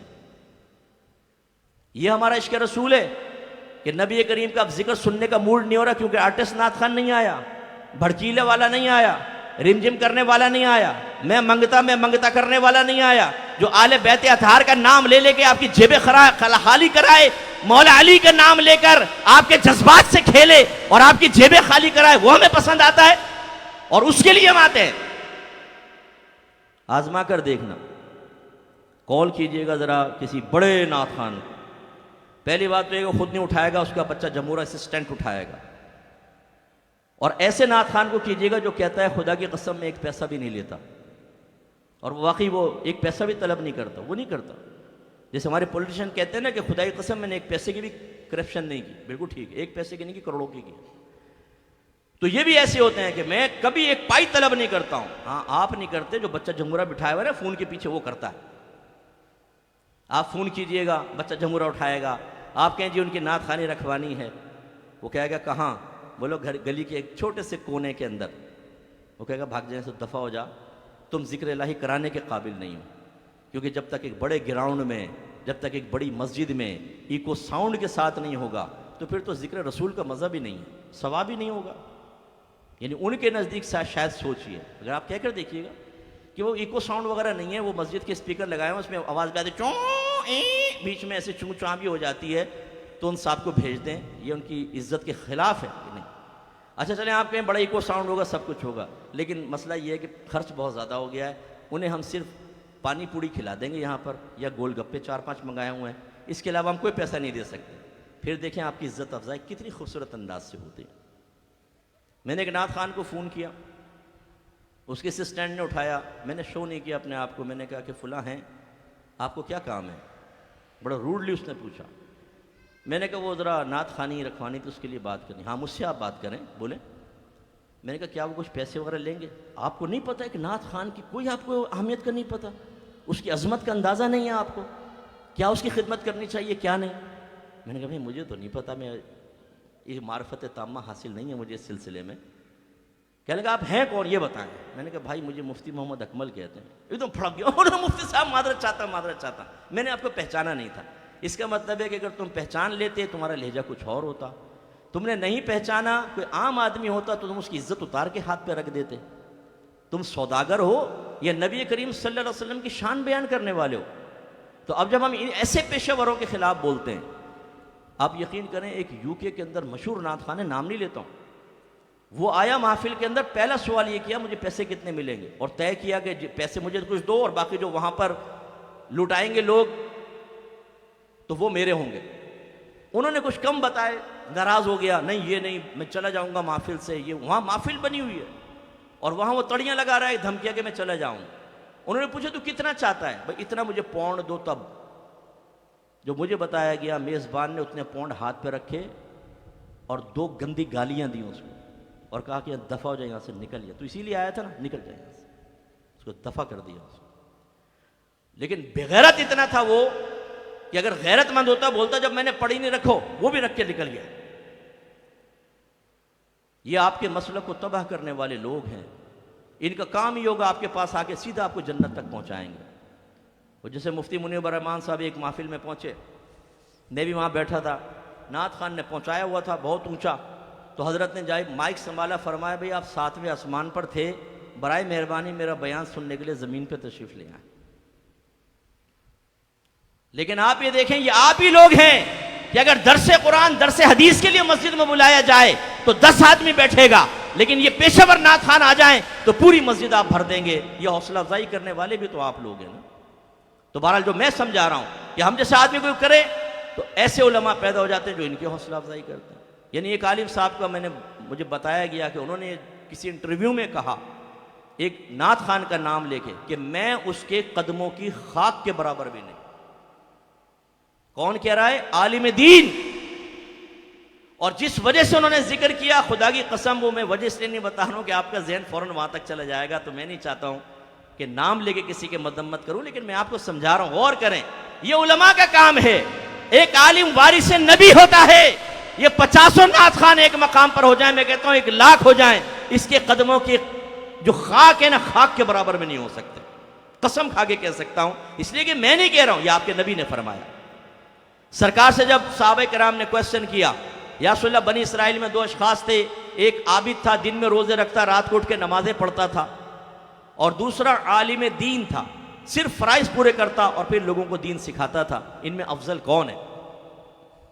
میرے آقا صلی اللہ علیہ وسلم نے فرمایا کہ اس عالم کو عابد پر ویسی ہی فضیلت حاصل ہے جیسے مجھے تمہارے کسی ادنا شخص پر فضیلت حاصل۔ نعت خوان زیادہ سے زیادہ عبادت گزار میں شامل کر لو اس کو، اس سے زیادہ کچھ بھی نہیں۔ اگر وہ جاہل ہے تو، عالم ہے تو الگ بات ہے۔ میرے ایک شاگرد ہیں مولانا امجد صاحب، مفتی امجد صاحب، ماشاءاللہ عالم بھی ہیں، مفتی بھی ہیں، نعت خوان بھی ہیں، شرعی تقاضوں کے مطابق نعت پڑھتا ہے، میرا حسن ظن ہے، اور اپنا ادارہ بھی چلا رہے ہیں، عالم بنا رہے ہیں، مفتی بنا رہے ہیں، بہت اچھی بات ہے۔ یہ میں ان کی بات کر رہا ہوں جو ایسے ہی بس پیشہ ور قسم کے، تو عابد ہے زیادہ سے زیادہ۔ تو یہ سرکار نے فرمایا کہ میری اس عالم کی عابد پر فضیلت ایسی ہے جیسے میری تمہارے کسی ادنا پر۔ یہ تو ان کے قدموں کی خاک تک نہیں پہنچ سکتے۔ اور میرے بچوں، میں نعت خوانوں کا خلاف نہیں ہوں، نعت خوانی کے خلاف نہیں ہوں۔ اچھا بعمل نعت خوان ہمارا سر کا تاج ہے، نعت خوانی یہ تو ہمارے مسلک کی علامت بن چکی ہے، شعار بن چکا ہے۔ میں اس نعت خوان کے خلاف ہوں جو پیشہ ور ہے، جو آپ کے مسلک کو بدنام کر رہا۔ اور صرف اسی لیے میں ایک سوچ دے کر اپنے بیان کو آگے لے کے چلتا ہوں۔ میں نے پہلے بھی چیلنج کیا ہے، ایک دفعہ یہاں پھر چیلنج چھوڑ رہا ہوں، شاید کوئی ریکارڈنگ سن کر مجھے جواب دے دے۔ قرآن کی کوئی ایک آیت، کوئی ایک حدیث سے لے آؤ جس میں اللہ تعالیٰ یا اس کے رسول نے کسی نعت خوان کی فضیلت بیان فرمائی، لے کر آؤ۔ اور آپ یہ کیوں نہیں سمجھتے کہ نعت خوان کسے کہتے ہیں؟ کون ہوتا ہے نعت خوان؟ بتاؤ، کون بتائے گا؟ نعت خوان کون ہوتا ہے؟ بھئی نعت بیان کرنے والا نا۔ نعت کسے کہتے ہیں؟ نبی کریم کی تعریف کرنے والا۔ یہ نعت خوان 2 طرح کے ہوئے پھر تعریف کرنے والے، ایک وہ جو نظم میں پڑھتے ہیں جیسے ہمارے نعت خوان پیشہ ور وغیرہ ہوتے ہیں، اور ایک وہ جو نثر کے اندر پڑھتے ہیں، جیسے آپ کو کتاب پڑھ رہے ہوں فضائل مصطفیٰ پر پڑھ رہے ہیں تو وہ نعت تو نہیں لکھی ہوئی بظاہر، یعنی شعر تو نہیں ہے نا، وہ نثر ہے، تحریر ہے، اور اگر وہ آپ کے سامنے بیان کر رہا ہے تو وہ بھی ایک نعت خوان ہے، نعت بیان کر رہا ہے۔ اب میں آپ سے پوچھتا ہوں، بتاؤ اگر آپ نعت خوان سے اس لیے عقیدت رکھتے ہیں کہ وہ نبی کریم صلی اللہ علیہ وسلم کی نعت بیان کرتا ہے، یہی وجہ عقیدت ہے، تو میں آپ سے پوچھتا ہوں یہ بتائیں کہ نظم میں نعت پڑھنے والا افضل ہوگا یا نثر میں نعت پڑھنے والا افضل ہوگا یا نعت بیان کرنے والا افضل ہوگا؟ کیوں؟ اس لیے کہ اللہ تبارک و تعالی نے قرآن میں اپنے حبیب کی نعت بیان کی کہ نہیں کی؟ اور وہ نظم شعر ہے؟ نہیں، وہ نثر ہے۔ خود نبی کریم صلی اللہ علیہ وسلم نے اپنی شان بیان فرمائی، اپنی خود نعت بیان فرمائی۔ حدیث مبارکہ شعر ہے؟ نہیں، وہ نثر ہے۔ صحابہ کرام علیہم رضوان نے بکثرت نثر میں بیان فرمائی، 1400 سال کے علماء بیان کرتے رہے۔ اگر ایک نعت کی وجہ سے آپ کسی کو فضیلت دیتے ہیں تب بھی میں کہتا ہوں ایک عالم دین ان پیشہ ور تمام نعت خوانوں سے افضل اور اعلیٰ ہے۔ تو اب یہ جو علماء تائید کر دیتے ہیں، ایک تو اس طرح نعت خوانوں کی، دوسرا یہ جو اب ہمارے 12ویں نہیں رہی، میلہ ہو گیا ہے، میلہ، کتنا ہمارا مذاق اڑ رہا ہے، اور مخالفین کو ہم نے کتنے موقع فراہم کر دیے ہیں اپنے اوپر تنقید کروانے کے۔ آپ ہو سکتا ہے نہ نکلتے ہوں، میں بھی، مجھے ویسے امید تو نہیں کہ آپ گھر میں یا مخصوص علاقوں میں رہتے ہوں، بعض جگہ بہت اچھا جلوس نکلتا ہے، بالکل سلیقے کے ساتھ نعت خوانی، فضائل مصطفیٰ بیان ہوئے، ختم ہو گیا۔ لیکن نکلیے ذرا روڈوں کے اوپر، جا کر دیکھیں ذرا کیا ہو رہا ہے۔ میلے ٹھیلے لگ گئے ہیں، ڈھول ڈھمکے پہ لڑکے ڈانس کر رہے ہیں، مسجدوں کے چھجوں پہ ڈانس ہو رہا ہے، لڑکیوں کو حور بنا کے بٹھایا ہوا ہے، چپس تقسیم ہو رہے ہیں، ہزاروں کی تعداد میں لوگ جھپٹ رہے ہیں، جمعہ قضا ہو رہا ہے، نمازیں قضا ہو رہی ہیں، کوئی پرواہ نہیں ہے. اور جی کیوں آئے؟ 12ویں منانے کے لیے آئے. لائٹنگ کر کے، تغرے بنا کر، نقوش بنا کر، اونٹ کھڑے کر کے، پہاڑ بنا کر میلہ بنا دیا ہے. عورتیں مرد نکل کر تفریح کے لیے باہر نکل رہے ہیں، جسم سے جسم مس ہو رہا ہے مرد عورت کا، لیکن ثواب کی نیت سے نکلے ہوئے ہیں. صاحب بھئی ہم تو دیکھنے جا رہے ہیں کہ 12ویں کی لائٹنگ کیسے، روک کے تو بتائیں، نمازی بنائیں ان کو. اب جب ہم اس قسم کی نشاندہی کرتے ہیں، پھر وہی بھئی یہ سنیوں کے خلاف بولتے ہیں. ارے بھائی کیا ان خرافات کرنے والے کو آپ سنی کہیں گے؟ میں کہتا ہوں خدا کی قسم، اگر سنیت سے خارج کرنا نا ان لوگوں کو کرو. لیکن ہمارے الٹا حساب ہے، جو ایک عالم دین اصلاح کرے بولتے لگتا نہیں سنی، اس کو خارج کر دو. ویسے ہی کام کرنے والے انگلیوں پہ گنے جا سکتے ہیں. اس قسم کے لیڈروں کی حماقت کہوں یا اس کو حکمت کہوں، ان کے نزدیک حکمت ہوگا، میں تو حماقت کہوں گا کہ آپ گنے چنے افراد کو بھی سنیت سے خارج کرنے کے چکر میں ہیں. تو پھر سنیت کا ہوگا کیا یہ بتائیں؟ جاہلوں کے ہاتھ میں دے دیں ہم سنیت کو. تو اس طرح کی تائید کی وجہ سے بھی لوگ اطاعت سے دور ہو گئے. معمولات کا عادی بنا دیا صاحب، فضائل کا عادی بنا دیا. یہ پڑھیں گے یہ فضیلت، یہ کام کرو یہ فضیلت، اتنی رکعت پڑھ لو یہ فضیلت، اتنی چیزیں لکھ دو بسم اللہ اتنی مرتبہ تم نجات پا جاؤ گے، برکت ہی برکت ہو جائے گی. فلاں فلاں فلاں مزار پہ چلے جاؤ، چادر چڑھا دو تمہارا کام ہو جائے گا. ہمارے گھر میں ان معمولات کے ہم عادی بن گئے، جن کو میں ناجائز نہیں کہہ رہا ہوں، ہر چیز ناجائز بھی نہیں ہوتی بشرطے کہ بالکل شرعی قیودات کے ساتھ. لیکن آپ میری بات کا اعتراف کریں گے، ایک گھر میں نماز نہیں پڑھی جا رہی، قرآن پاک ترجمہ تفسیر سے نہیں ہو رہا، اس کتاب میں اس گھر میں حدیث کی کوئی کتاب نہیں ہے، سیرت کی کوئی کتاب نہیں پڑھی جاتی، لیکن 11ویں ہو رہی ہے، 12ویں اہتمام سے ہو رہی ہے، 9 اور 10 محرم کی نیاز بڑے اہتمام سے ہے، کنڈوں کی نیاز کبھی نہیں چھوڑی ہے، ماہانہ ختم قادری بھی ہو رہا ہے، آیت کریمہ کا ختم بھی ہو رہا ہے، ابا مرے تو تیجا 40واں بھی کیا گیا ہے. لیکن جو اصل دین تھا، جس کی ترقین، جس کی ترغیب، جس کے بارے میں حکم قرآن و حدیث میں موجود ہے، وہ نہیں ہو رہا. یہ کس نے ذہن بنایا؟ یہ ہمارے ان مقررین نے بنایا ہے جو صرف بزرگوں کی کرامات سناتے رہتے ہیں، ان کے فضائل سناتے رہتے ہیں اور قوموں کو یقین دلاتے ہیں کہ تم نماز نہیں بھی پڑھو گے غوث پاک تمہیں جنت میں لے جائیں گے، مریدین تمہیں جنت میں لے جائیں گے، تم نعت خوانی میں بیٹھو نبی کریم صلی اللہ علیہ وسلم بروز قیامت تمہیں اپنے ساتھ جنت میں لے جائیں گے. ہمارے بزرگوں کو اللہ تعالیٰ دنیا میں اور آخرت میں بڑی طاقتوں سے نوازتا ہے، اس کا انکار نہیں. میرے آقا صلی اللہ علیہ وسلم بروز قیامت جس کی طرف اشارہ کر دیں گے بخش دیا جائے گا. جب یہ آیت نازل ہوئی وَلَسَوْفَ يُعْطِيكَ رَبُّكَ فَتَرْضَىٰ، اے حبیب ان قریب آپ کا رب آپ کو اتنا عطا فرمائے گا کہ آپ راضی ہو جائیں گے. ابن عباس رضی اللہ تعالیٰ نے فرماتے ہیں اس پر سرکار نے عرض کیا رب کریم اگر یہی بات ہے تو میں اس وقت تک راضی نہ ہوں گا جب تک میری ساری امت داخل جنت نہ ہو جائے. اس کا انکار تو نہیں ہے، لیکن کیا ان باتوں سے ہم نے وہی نتیجہ اخذ کیا ہے جو صحابہ کرام نے کیا تھا؟ صحابہ کرام تو سرکار کے صحبت یافتہ تھے، آپ نے تو ہزاروں واسطوں کے بعد ان چیزوں کو سنا ہے، وہ تو ڈائریکٹ نبی کریم کی زبان اقدس سے سن رہے تھے، لیکن ان کی کوئی نماز قضا نہیں ہوئی، انہوں نے کوئی گالی گلوچ نہیں کی، انہوں نے کوئی ظلم و ستم کا بازار گرم نہیں کیا، انہوں نے شرعی احکام سننے کے بعد اپنی تیوریوں پہ بل نہیں ڈالے، وہ پریشان نہیں ہوئے، انہوں نے سامنے والوں کو ڈانٹا ڈپٹا نہیں، ان سے نفرت کا اظہار نہیں کیا، انہوں نے اپنے گھر والوں کو آزاد نہیں چھوڑ دیا کہ جو گندگی کرنی ہے کرو، نہیں، بلکہ وہ ان باتوں کو سننے کے بعد اور شریعت پر سخت ہو گئے اور اللہ کا خوف اپنے دل میں محسوس کیا. لیکن ہمارے علماء بعض اوقات اور ہمارے پیر عظام اللہ تعالیٰ رحمت نازل فرمائے ان پیروں کے اوپر، انہوں نے بھی بڑا بیڑا غرق کیا. اپنے آستانے کی تعداد بڑھانے کے لیے صحیح جو اصلاح کرنی چاہیے وہ چھوڑ دیں کہ لوگ بدزنوں کے نہ بھاگ جائیں. فضائل کرامات ذکر کرو، اللہ اللہ. ارے پہلے بھائی مرید کو حرام تو چھڑوا دو، ٹھوس ٹھوس کے حرام کھا رہا ہے، یہاں پر آگے دل پہ ضربے لگا رہا ہے، کچھ بھی نہیں ہوگا. 100 سال ضربے لگاتا رہے، اس سے کہاں دل صاف ہوتا؟ موت کو وہ یاد نہیں کر رہا، استغفار وہ نہیں کرتا، قرآن پاک کی تلاوت وہ نہیں کرتا، اچھوں کی صحبت میں وہ نہیں بیٹھتا، ہر قسم کے گناہ وہ کر رہا ہے، آپ دل پہ ضربے لگا رہے اور کہہ رہے ہیں پاک ہو جائے گا دل اور پھر یہ مثل آئینہ ہو جائے گا، تمہیں عرش نظر آئے گا اس میں. اب وہ کان میں پوچھے حضور آپ کو کتنی مرتبہ نظر آیا، کیسا تھا عرش؟ حضرت نے خود نہیں کبھی دیکھا، چارپائی کا تصور کر لیتے ہیں ہمیشہ ذہن میں، اور کہتے ہیں عرش دیکھ لیا ہم نے. یہ ڈبے پیر ایسی ہوتے ہیں, یہ اس طرح بہلاتے رہیں گے بیٹا آپ کو. آپ آوارہ گردیاں کریں, ہر طرح کا غلط کام کریں, پھر آ کے 1 لاکھ کا چیک دے پیر صاحب کو اور کہیں کہ حضور کچھ باطنی حالت خراب ہے, پتہ نہیں میرے آخرت میں کیا ہوگا. چیک لے کے جیب میں رکھیں گے, بیٹا تو فکر کیوں کرتا ہے, فقیر ہے نا. یعنی کرو آوارہ گردی, کوئی مسئلہ نہیں ہے, کرو, لگے رہو, ہے نا. ہم ان لوگوں نے بیڑا غرق کر دیا ہماری قوم کا. امام غزالی رحمۃ اللہ علیہ فرماتے ہیں کہ جس مقام پہ کوئی ایسا عالم دین ہو جو لوگوں کو صرف اللہ کی رحمت کے واقعات بتائے, اللہ کے عذاب سے نہ ڈرائے, اس مقام پر شیطان کو آنے کی ضرورت نہیں, یہی کافی ہے.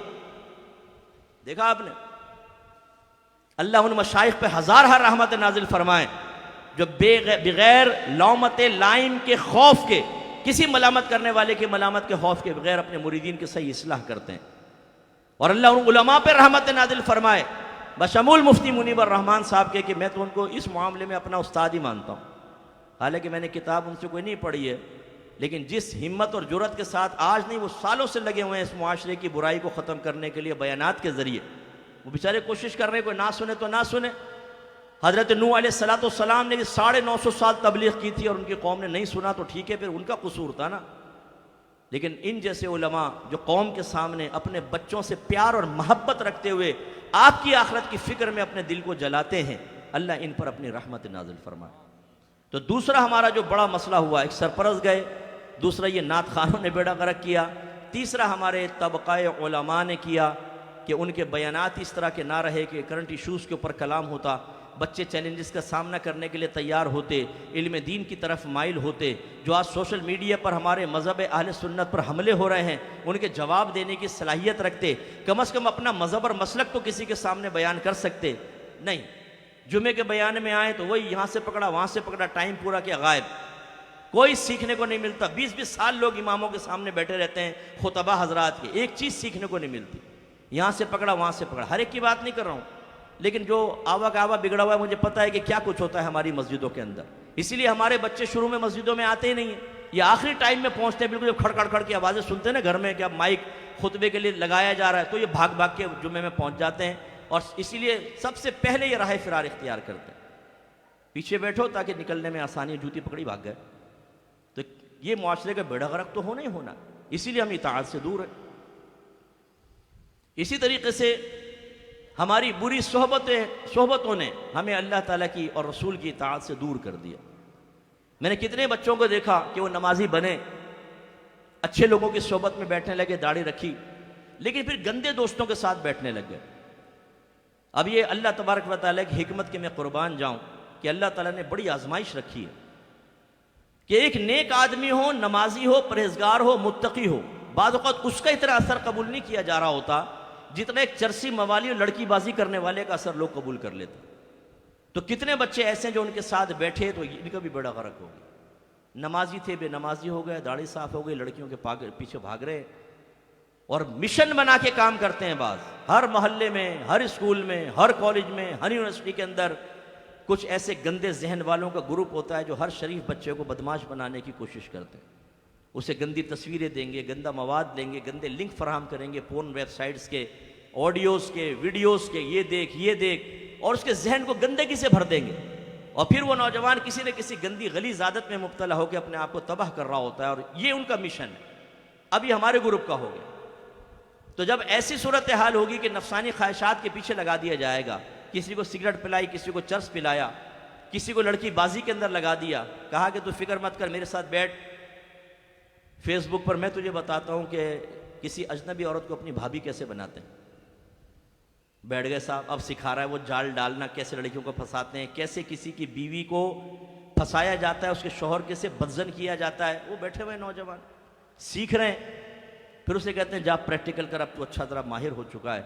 جیسے درزی کسی کو سکھا دے تو بولتے اپنی دکان کھول لے, مکینک نے کسی کو مکینک بنا دے, جا اپنا کھول لے مکینک شاپ. وہ بھی جا کے بیٹھ جاتا ہے. نام ہے صاحب محمد اکرم, اور وہ فیس آئی ڈی بناتا ہے زلیخا کے نام کی, بڑی مونچھوں کے ساتھ, تاکہ بہکانے میں آسانی رہے. وہ لڑکیاں فرینڈ شپ کر لیتی ہیں بعض اوقات, یہ نہیں پتہ جو سامنے سے ٹینا آئی ہے وہ اثر میں اللہ رکھا ہے, یہ اس کو پتہ نہیں ہوتا. تو یہ ہمارے ہاں صورتحال ہے. تو اب یہ نوجوانوں میں اطاعت کا جذبہ کیسے ہوگا؟ مسجدیں کیوں ویران ہیں ہماری، خالی ہیں مسجد؟ ہم میں سے کتنے فجر کی جماعت میں حاضر ہوتے ہیں؟ سو پوچھیں اپنے آپ سے. نہیں ہاتھ نہ اٹھائیں، میں ایسے نہیں، میں تو ویسے ایک بات کہہ رہا ہوں سوچ اور شعور کی بیداری کے لیے. کتنے ایسے ہیں جو گھر کے اندر فجر پڑھ لیتے ہیں؟ کتنی میری بہنیں مجھے سن رہی ہیں جو فجر کے اندر اٹھ کر اللہ تعالیٰ کی بارگاہ میں اس کی نعمتوں کو شکرانے کے لیے اپنے سر کو جھکاتی ہیں، پڑھے ہوئے سوتے ہیں. ہماری صبح ہوتی ہے 10-11. تو ہمارے نوجوان کیوں تباہ ہو رہے ہیں؟ ایک تو صحبت، گندی صحبت اختیار کرتے ہیں. ان چیزوں نے ہمیں اطاعت رسول سے دور کر دیا. پھر ہمارا تعلق قرآن سے ٹوٹ گیا یا توڑوا دیا گیا. وہی جیسے میں نفس و شیطان کے بارے میں کہہ رہا ہوں، ہم قرآن نہیں پڑھتے. قرآن وہ چیز ہے کہ اس میں اتنے پر تاثیر مضامین ہیں کہ اگر ہم اس کو ترجمہ تفسیر سے پڑھیں تو دل کی دنیا ضرور بدلے گی، کیونکہ اللہ کا کلام ہے نا. مولا علی رضی اللہ تعالی عنہ ارشاد فرمایا کرتے تھے کہ جب میں چاہتا ہوں کہ اپنے رب سے باتیں کروں تو میں نماز پڑھتا ہوں، اور جب میں چاہتا ہوں کہ میرا رب مجھ سے باتیں کریں تو میں قرآن پڑھتا ہوں. ہم نے قرآن پڑھنا چھوڑ دیا. ہمارے کتنے سارے نوجوان یہاں ایسے بیٹھے ہوں گے، ہمارے محلے میں مجھے سن رہے ہیں، ہماری بہنیں سن رہی ہیں، جنہوں نے ایک دفعہ بھی زندگی میں پورے قرآن کو ترجمہ اور تفسیر سے نہیں پڑھا. پڑھیں گے تو دل میں نور پیدا ہوگا، نور پیدا ہوگا، ذہن بنے گا تو اطاعت کی طرف آئیں گے. لیکن یہ بھی ایک بہت بڑا مانع ہے کہ ہم نے قرآن کو پڑھنا چھوڑ دیا. حالانکہ اللہ تعالیٰ نے اپنے حبیب کی مدح میں ارشاد فرمایا کہ یتلو علیہم آیاتہ ویزکیہم ویعلمہم الکتاب والحکمہ. یہ نبی ان کے سامنے قرآن کی تلاوت فرماتے ہیں، ان کا تزکیہ نفس کرتے ہیں اور انہیں کتاب اور حکمت سکھاتے ہیں. تبھی صحابہ کرام جب پیچھے کھڑے ہوتے تھے، عربی اللسان تھے، وہ ایک آیت سنتے اس میں جو اللہ نے مضمون بیان کیا دل پہ اثر کرتا، رونے لگ جاتے تھے نماز میں سرکار کے پیچھے. بعض اوقات سرکار کی آنکھوں سے آنسو نکل جاتے تھے. ہم جب قرآن پڑھتے ہیں ہم کہتے ہیں ہم پڑھ رہے ہیں. بھائی آپ پڑھ نہیں رہے، آپ صرف زبان ہلا رہے ہیں. جب سمجھ میں نہیں آئے گا تو دل پہ اثر کیا ہوگا؟ جیسے میں آپ کو کہوں، میں ایک بڑی صدمے والی بات آپ کو بتانے لگا ہوں، بہت ہی صدمہ ہے. آپ رو پڑیں گے، آپ کہیں گے اچھا سنائے مفتی صاحب. میں نے کہا چین چاں چاں چاں چین، رو. آپ کہیں گے مفتی صاحب سمجھ میں نہیں آیا، میں تو ہنسی آگے رونے کے بجائے. تو بالکل صحیح کہا آپ نے. جب بات ہی سمجھ میں نہیں آئے گی تو کیسے دل پہ اثر ہوگا، کیسے غم پیدا ہوگا؟ یہی میں آپ سے پوچھتا ہوں، قرآن ہمیں بڑا سمجھ میں آتا ہے جب ہم پڑھ رہے ہوتے ہیں، تو کچھ سمجھ میں نہیں آ رہا ہوتا تو مضامین قرآن ہمارے سامنے نہیں آتے تو پھر ہمارے دل کی دنیا کیسے بدلے؟ قرآن ہم نے چھوڑ دیا. حدیث ہمارے گھروں میں ہے ہی نہیں.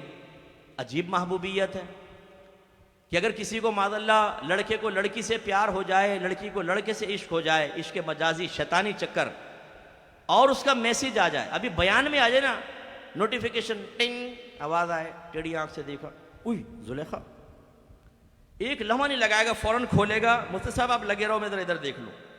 اس کا پورا میسیج پڑے گا چاہے کتنا لمبا کیوں نہ ہو. اور اگر اس میں کوئی بہت ہی اچھی بات ہو تو وہی پہ دل نور نور ہو جائے گا صاحب. اب یہ نہیں کہ ڈیلیٹ مار دے، نہیں، اس کو سیو کر کے رکھے گا اور بار بار پڑھے گا اور خوشی محسوس کرے گا. میں کہتا ہوں واقعی اس کو سچی محبت ہے. اگر واقعی ایسا تو واقعی اس کو کچھ نہ کچھ محبت ہے. محبوب کے ساتھ ایسا ہی ہونا چاہیے، بالکل ایسا ہونا چاہیے. اب ہم بھی تو یہ دعویٰ کرتے ہیں کہ ہمیں نبی کریم صلی اللہ علیہ وسلم سے محبت ہے، ہم محب ہیں، سرکار ہمارے محبوب ہیں، لیکن سرکار کی حدیث پڑھنے کے بعد کبھی ایسی لذت ہم نے محسوس کی ہے؟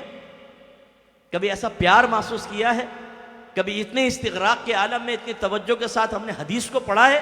ہمارے گھر حدیثوں سے خالی ہوگا. کسی کے گھر میں سیاہ ستہ کا سیٹ شاید ہی ہو، شاید ہی بہت سارے ایسے بیٹھے ہوں گے جنہوں نے کبھی بخاری کو اپنے ہاتھ میں لے کر دیکھا ہو، بلکہ آنکھوں سے بھی دیکھا ہو، ہاتھ میں لینا دور کی بات، بہت ہی کم. تو جب حدیث قرآن نہیں پڑھیں گے، حدیث نہیں پڑھیں گے، دل میں نور کیسے پیدا ہوگا؟ قرآن بھی یاد رکھیں اللہ کا کلام وحی ہے، حدیث بھی وحی ہوتی ہے. اس میں فرق یہ ہوتا ہے کہ جو قرآن کی وحی ہوتی ہے اس میں مفہوم بھی اللہ کی طرف سے ہوتا ہے اور الفاظ بھی اللہ کی طرف سے ہوتے ہیں. نبی کریم اپنے پاس سے الفاظ نہیں بدل سکتے، وہی بیان کریں گے جو اللہ نے نازل فرمائے، جو الہام فرمائے، انہی کے ذریعے مفہوم بیان ہوگا. حدیث یہ اللہ تعالیٰ الہام فرماتا ہے اپنے نبی کو، یہ بھی وحی ہوتی ہے، لیکن اس میں سرکار کو اجازت ہوتی ہے کہ آپ اپنے الفاظ میں اس کو بیان کر دیں. اسی لیے قرآن کو کہتے ہیں وحی جلی اور حدیث کو کہتے ہیں وحی خفی. ہیں دونوں اللہ کے کلام، اور دونوں چیزیں ہم نے چھوڑ دیں. تو پھر کیسے اطاعت کی طرف آئیں گے؟ اسی طریقے سے ہم نے اطاعت کے لیے بہت ضروری چیز ہوتی ہے کہ جو آپ کا مقتدا ہوتا ہے، جو بڑا ہوتا ہے، آپ اس کے بارے میں جانیں، آپ اس کے بارے میں غور و تفکر کریں. یہ چیز اطاعت کی طرف لے کر آتی ہے. اس کا پیار بڑھائیں، اس کی محبت بڑھائیں. آپ دیکھیں جس کو عشق مجازی ہو جاتا ہے، جیسے میں آپ سے کویسچن کرتا ہوں کہ دو نوجوان مختلف، ان کو عشق مجازی ہو گیا، آپ بتائیے گا ان میں سچا عاشق کون ہے اور جھوٹا کون ہے؟ ایک وہ ہے کہ جیسے ہی محبوب ابھی اشارہ بھی نہیں کرتا، یہ سمجھ جاتا ہے، فوراً اس کی پسند ناپسند کا خیال کرتا ہے. وہ حکم دے، اپنے نہ آرام کو دیکھتا ہے نہ آسائش کو. اگر 2 بجے حکم ہوتا ہے 2 بجے آنا ہے 2 بجے آ گئے. ایسا ہیئر اسٹائل کرو، بدل لیا. ایسے رنگ کے کپڑے پہنو، بدل لیا. ایسے جوتے پہنو، ویسے جوتے پہننا شروع کر دے. جبکہ دوسرا وہ کہتا ہے جب میسیج آتا ہے نا تو ڈیلیٹ کر دیتا ہوں بغیر پڑھے. اور وہ کہتی ہے کہ بھئی اپنا بال ایسے بنا لو، میں کہتا ہوں دفع ہو جا. وہ کہتی ہے اس رنگ کے کپڑے پہنو، میں بولتا ہوں کبھی نہیں پہنوں گا. لیکن محبت بہت ہے. اب آپ بتائیں ان میں سے سچا کون ہے؟ یہی ہوگا نا، یہ عشق میں سچا. تو اس کو تو بولے گا تو ڈرامہ کر رہا ہے، فراڈی ہے، وقت گزاری کر رہا ہے، تو کسی کے جذبات سے کھیل رہا ہے. اب اپنے بارے میں ہم کیوں نہیں سوچتے؟ آئینہ کیوں نہیں دیکھتے ہیں کہ ہم نبی کریم صلی اللہ علیہ وسلم سے محبت کا دعویٰ کرتے ہیں لیکن اپنے آقا کی سیرت نہیں اپناتے؟ اپنے آقا صلی اللہ علیہ وسلم کی زندگی کے واقعات پڑھ کر اس کے آئینے میں اپنے آپ کو دیکھ کر اپنا احتساب کیوں نہیں کرتے؟ ہم میں سے شاید ہی کسی کے گھر میں سیرت کی کوئی کتاب ہو. یہ کتنے افسوس کی بات ہے اگر ایک کافر آپ کے پاس آ کر یہ کہے کہ یہ بتاؤ کہ تمہارے نبی کریم صلی اللہ علیہ وسلم جب پیدا ہوئے تو کیا کیا ہوا تھا، لڑکپن کیسے گزرا، بچپن کیسے گزرا، پھر لڑکپن، پھر نوجوانی، پھر جوانی، پھر اعلان نبوت کے بارے میں بتاؤ، پھر 13 سالہ مکی زندگی کے بارے میں بتاؤ، پھر مدنی پہلے سال کی زندگی، دوسرا، تیسرا، چوتھا، پانچواں، چھٹا، ساتواں، آٹھواں، نواں، 10واں، پہلے سال کیا ہوا، دوسرے سال کیا، تیسرے سال کیا، سرکار کیسے فوت ہوئے، سرکار کا جنازہ ہوا تھا کہ نہیں ہوا تھا، اور ہوا تھا تو کس نے جنازہ پڑھا. اگر ایک غیر مسلم آپ سے سوال کرے ان سوالات کے جوابات دے سکتے ہیں؟ اتنے اجنبی ہیں ہم اپنے نبی سے کہ ہمیں ان کے بارے میں کوئی معلومات نہیں ہوتی، نہ شوق ہے. اور لفنگوں کے بارے میں ایسا ہوتا ہے کہ ایک لفنگا نیا محلے میں آ جائے تو تھوڑی سی دوستی بڑھائیں گے، اور بھائی کیا حال ہے، کہاں سے آئے آپ؟ فلاں جگہ سے. اچھا کیا نام ہے آپ کا، کہاں رہتے تھے، کتنے بہن بھائیوں، کہاں پہ جاب ہے، کہاں کہاں پڑھا. بیٹھتے ہیں روزانہ معلومات چلتی ہیں، جب تک ایک ایک چیز نہ کھنگال لے سکون نہیں ملتا، کیونکہ یہ اپنائیت کی علامت ہے صاحب. ایک آدمی نے کہا کہ بھئی میں ایک آدمی 40 سال سے ہم ساتھ ہیں. کہا کہ اس کا نام کیا ہے؟ یہ تو پتہ نہیں. کہاں رہتا ہے؟ یہ بھی معلوم نہیں. کتنا پڑھا لکھا ہے؟ یہ بھی علم نہیں. کہاں جاب کرتا ہے؟ یہ بھی پتہ نہیں. اس کے کتنے بہن بھائی؟ یہ بھی معلوم نہیں. تو آپ کیا کہیں گے اس کے بارے میں؟ بولے بے وقوف ہے کہ نہیں؟ بولیں گے تو 40 سال سے ساتھ تجھے کچھ بھی نہیں پتا، بے وقوف آدمی. یہی کہیں گے نا. اور نبی کریم صلی اللہ علیہ وسلم سے ہم کتنے عرصے سے ساتھ ہیں؟ ہم میں کوئی 70 سال کا بیٹھا ہوا ہے، کوئی 50 سال کا بیٹھا ہوا ہے، کوئی 25 سال کا بیٹھا ہوا ہے. اور اجنبیت کا عالم یہ ہے کہ میرے نبی کی بیویاں ہماری مائیں ہیں، سرکار کی ازواج ہماری مائیں ہیں، امہات المومنین. اور ان سے نام پوچھو، یہ اپنی ماں کے نام بتا دے تو میرا نام بدل دینا. سرکار کی 9 یا 11 ازواج تھی، ہیں آپ کا نام پتہ ہے؟ اپنے بیوی، اپنے ماں کے نام، سرکار کے ازواج کے نام اپنے آپ سے پوچھے. اجنبیت کا عالم یہ ہے. پھر دعویٰ غلامی رسول میں مات بھی قبول ہے، جو ہونا عشق مصطفیٰ زندگی فضول ہے. شرم تو نہیں آتی ہوگی نعرے لگاتے ہوئے؟ تو یہ ہماری صورتحال ہے. اطاعت کی طرف کیسے آئیں گے؟ ہر وہ چیز ہم نے منقطع کر دی جو اللہ رسول کی طرف بلانے والی. تو ڈر ہی پیدا کر لیں. میں نے بخاری کی روایت آپ کو بیان کی. سرکار کیا بیان فرما رہے ہیں؟ سرکار نے فرمایا میری پوری امت جنت میں جائے گی سوائے ان کے جنہوں نے انکار کیا. صحابہ حیران ہوئے، رسول اللہ کون انکار کرے گا آپ کا؟ ایک تو ہوتا ہے نبوت کا انکار کرنا. سرکار کے کہنے کا مقصد یہ تھا کہ وہ زبان سے نہیں مجھے نبی مانیں گے لیکن عملی لحاظ سے میرے احکام کا انکار کریں گے. تو سرکار نے ارشاد فرمایا جس نے میری اطاعت کی اللہ اس کو جنت میں داخل کرے گا، اور جس نے میری نافرمانی کی فقد ابا، اس نے میرا انکار کیا. اس نے انکار کیا. میرے بچوں ذرا غور کریں، ہم میں سے کتنے ایسے بیٹھے ہیں جو نبی کریم کا کئی پہلوؤں سے انکار کرنے والے ہیں، یعنی عملی انکار کرنے والے ہیں. ہمیں ڈر نہیں لگتا کہ ہمارا ہوگا کہ آخرت کے اندر ذلیل و رسوا ہو جائیں گے؟ تو اس لیے اللہ کے نبی کی اطاعت کی طرف آنا لازم ہے. اگر نہیں ہوگا تو یاد رکھیں ان قریب موت آنے والی ہے. ہوگا کیا؟ جب گناہگار آدمی مرتا ہے جس نے علم دین نہیں سیکھا، جو نبی کریم صلی اللہ علیہ وسلم کے احکام کو سن کر اس کا چہرے کا رنگ بدل جاتا ہے، جو ناگواری محسوس کرتا ہے، جو دیندار کو سامنے سے آتا دیکھے تو راستہ بدل کے نکل جاتا ہے، جو دور سے دیندار کو آتا دیکھے، ہادی ہدایت دینے والے کو دیکھے تو دوستوں سے کہتا ہے یار یہ پھر مولوی آگے نماز کا کہے گا. جب اس کا انتقال ہوتا ہے تو بڑی سخت موت آتی، سخت ترین موت. لوگ سمجھتے ہیں بڑا آرام سے مر رہا ہے، لیکن بے نمازی کی موت، ماں باپ کی آنکھوں میں آنکھیں ڈال کے بدتمیزی کرنے والے کی موت، ماں بہن کی گندی گندی گالیاں دینے والے کی موت، اپنی طاقت کا بیجا استعمال کر کے غریبوں، مظلوموں، کمزوروں کو دانت توڑنے مارنے والوں کی موت آتی ہے، حرام کمانے والوں کی موت آتی ہے. اپنی بیوی کو کمزور جان کر ایک شوہر ہونے کے، حاکم ہونے کے احساس کے ساتھ اس کو ذلیل کرنے اور بچوں کے سامنے بے عزت کرنے والے کی موت کی باری آتی ہے تو بڑی دردناک موت ہوتی ہے. بالکل ایسا محسوس ہوتا ہے روایات میں جیسے ہے کہ جیسے کسی نے کانٹے دار ایک شاخ پورے بدن پہ ماری ہو، زور سے ماری اور کانٹا ہر رگ میں گھس گیا ہو اور پھر اس کو کھینچا جائے، ایسا موت باہر نکلتی.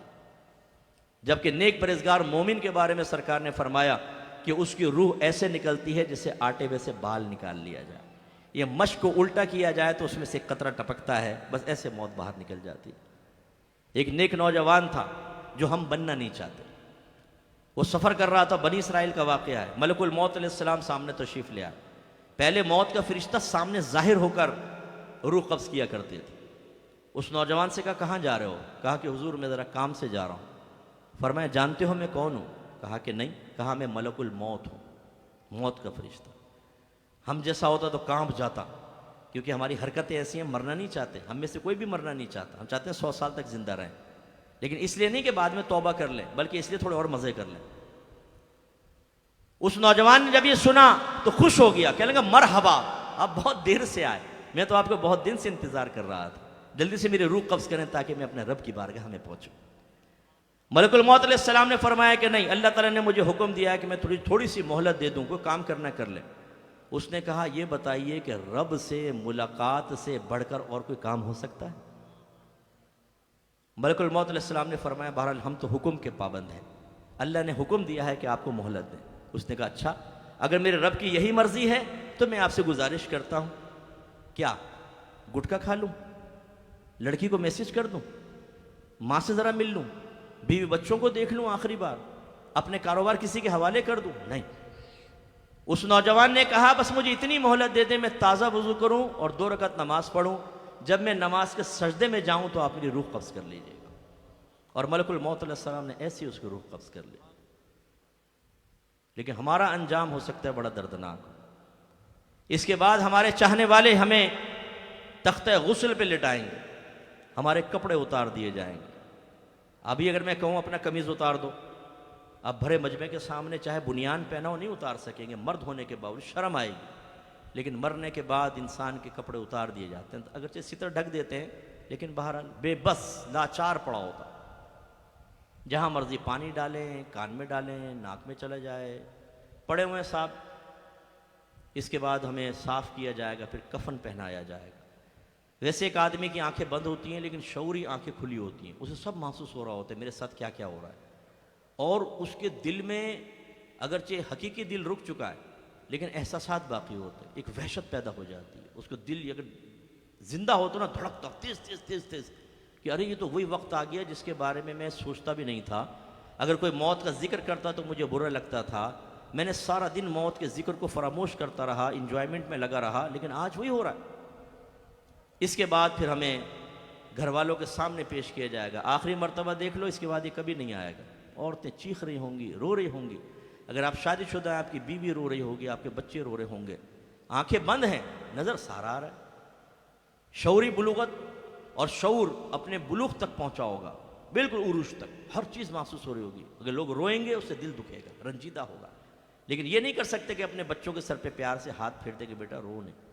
دل تڑپ رہا ہوگا لیکن بس دیکھ لیا بھائی، اٹھاؤ اس کو، جنازہ گاہ پہ لے کے جاؤ. آج سے پہلے ہم نے ڈولیاں اٹھائی تھیں، آج ہمیں اٹھا کے لے کے جائے گا. اور ہمیں رکھ دیا جائے گا، لوگ جنازہ پڑھیں گے. آپ ذرا غور کریں، کبھی اس کا پریکٹیکل کرو، 4-5 لوگوں کی صف بنا لو اور آگے لیٹ کر دیکھو تاکہ احساس ہو مرنے کے بعد کیسا محسوس ہوتا ہے. پہلے آپ نے کھڑے ہو کے مردے کو دیکھا، اب وہ لیٹا ہوا کھڑے ہو کو دیکھ رہا ہوتا اور وہ نماز پڑھ رہے ہوتے. اس کے بعد ہمیں قبرستان لے جایا جاتا ہے، اندھیری قبر میں اتار دیا جاتا ہے. کوئی دوست کام نہیں آتا، بیوی دور، بچے دور، جگری یار دور، رشتہ دار دور، ابا چلے گئے، بھائی بہن چلے گئے، ڈھکا قبر بند، ختم. اس کے بعد آئیں گے منکر نکیر. میرے آقا صلی اللہ علیہ وسلم نے ارشاد فرمایا کہ وہ 2 کالے رنگ کے فرشتے ہیں، ان کے دونوں کندھوں کے درمیان کئی میل کا فاصلہ ہے، بال لمبے لمبے قدموں تک ہیں، آنکھیں بڑی بڑی نیلی دیگ کی طرح ہیں، چہرے سیاہ، دانت بڑے بڑے لمبے ہیں، اور دونوں کے ہاتھ میں ایسا گرز ہوتا ہے. گرز کا مطلب ایک ڈنڈا، اس کے اوپر ایک گولا لگا، اس میں کیلے نکلے ہوتے ہیں. فرمایا وہ اتنا بھاری ہے کہ اگر اس کو زمین پر رکھ دیں تو دنیا بھر کے تمام جنات اور انسان مل کر نہیں اٹھا سکتے. اور وہ قبر کی دیواروں کو اپنے دانتوں سے چیرتے ہوئے وہاں پہنچتے ہیں اور جھڑک کے اٹھاتے ہیں ایسے گناہگار کو. وہ ڈر کے اٹھ جاتا ہے، بیٹھ جاتا ہے. پھر پوچھتے ہیں مر ربو کا، تیرا رب کون ہے؟ ماں دینوں کا، تیرا دین کیا ہے؟ ما کنت تقول فی حق ھذا الرجل، تو اس شخص کے بارے میں کیا کہا کرتا تھا؟ میرے آقا تشریف لے آتے، باقاعدہ سامنے دکھایا جاتا ہے. ھذا الرجل فرمایا، ھذا یہ کلام عرب میں ھذا اس میں اشارہ ہے، قریب کے لیے استعمال ہوتا ہے اور محسوس مبصر کے لیے اس کی وضع ہوئی ہے. محسوس اسے کہتے ہیں جس کو آپ احساس کر سکیں، مبصر اسے کہتے ہیں جسے آپ دیکھ سکیں. اس کا مطلب ہے میرے آقا بالکل قریب ہیں، ان کو محسوس کر سکتے ہیں، ان کی خوشبوئیں آ رہی ہوں گی، گلاب کی طرح خوشبو ان کے بدن سے نکل رہی ہوگی. لیکن اندازہ کریں جس نے نبی کریم کی صلی اللہ علیہ وسلم کی سنت کو چھیل چھیل کر نالیوں میں بہایا ہو، جس نے قرآن اور حدیث کو ہاتھ نہ لگایا ہو، جو نبی کریم کے احکام سے نفرت کرتا ہو، جو ساری زندگی احکام سے راہ فرار اختیار کرتا رہا ہو، یہ کس منہ سے سرکار کو دیکھے گا؟ نگاہیں جھک جائیں گی، شرم آئے گی. اللہ نہ کرے جواب نہ دے سکے، اللہ نہ کرے. اور اگر وہ جواب نہیں دے سکے گا تو ایسا گرز ماریں گے کہ ہڈیاں چورا چورا ہو جائیں. اور بے نمازی کے بارے میں میرے نوجوانوں، جو آج مؤذن حی علی الصلاح حی علی الفلاح کہہ رہا ہوتا ہے اور آپ آوارہ گرد دوستوں کے ساتھ سامنے کھڑے ہوتے ہیں، لیکن اذان ہوتی ہے تو اس لیے دور چلے جاتے ہیں کہ لوگ کہیں گے جماعت ہو رہی ہے تم یہاں کھڑے ہو، پھر واپس آ کے کھڑے ہو جاتے ہیں لیکن نماز نہیں پڑھتے، اللہ کی رحمت کا شکرانہ ادا نہیں کرتے، اس کی نعمتوں کا، انعامات کا، احسانات کا شکرانہ ادا نہیں کرتے.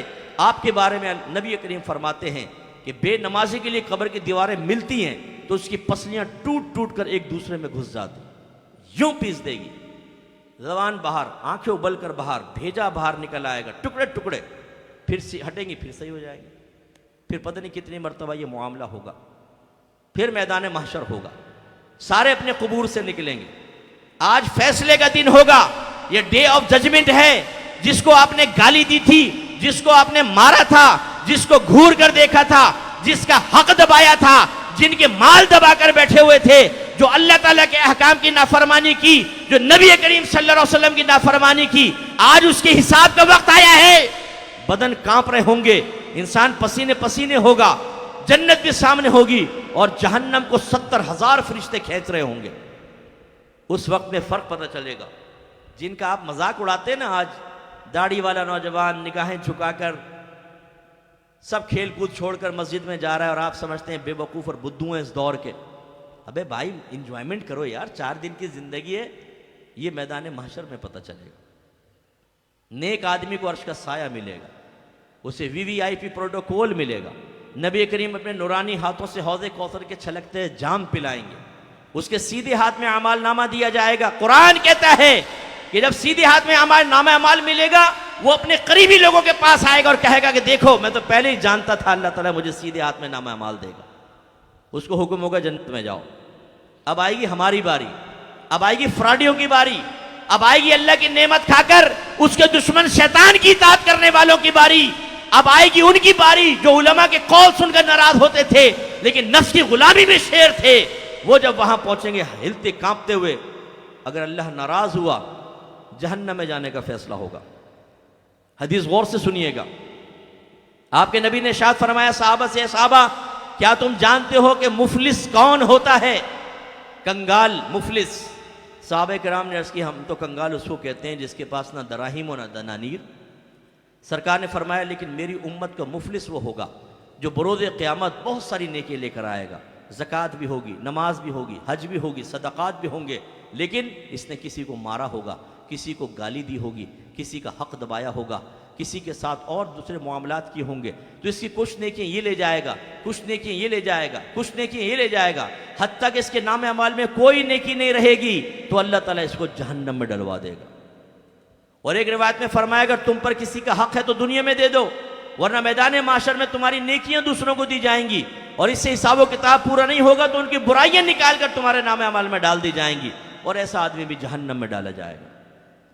تو میرے بچوں، ہم مسلمان ہیں، ہم صحیح العقیدہ مسلمان ہیں، موت کب آئے گی ہمیں نہیں پتا، اللہ نے معاملہ مخفی رکھا ہے، ہو سکتا ہے یہ میرا آخری بیان ہو، اس کے بعد مجھے بیان کا موقع نہ ملے، اور یہ ہو سکتا ہے آپ کا آخری بیان ہو، اب آپ کا جنازہ ہی اٹھنے والا ہو۔ سوچئے پھر اللہ کی بارگاہ میں جا کر اس موجودہ زندگی کا کیسے حساب و کتاب دیں گے۔ خدا را اپنے نبی کی تلقینات کو سنیں اور ان کی فرما برداری کی طرف آئیں۔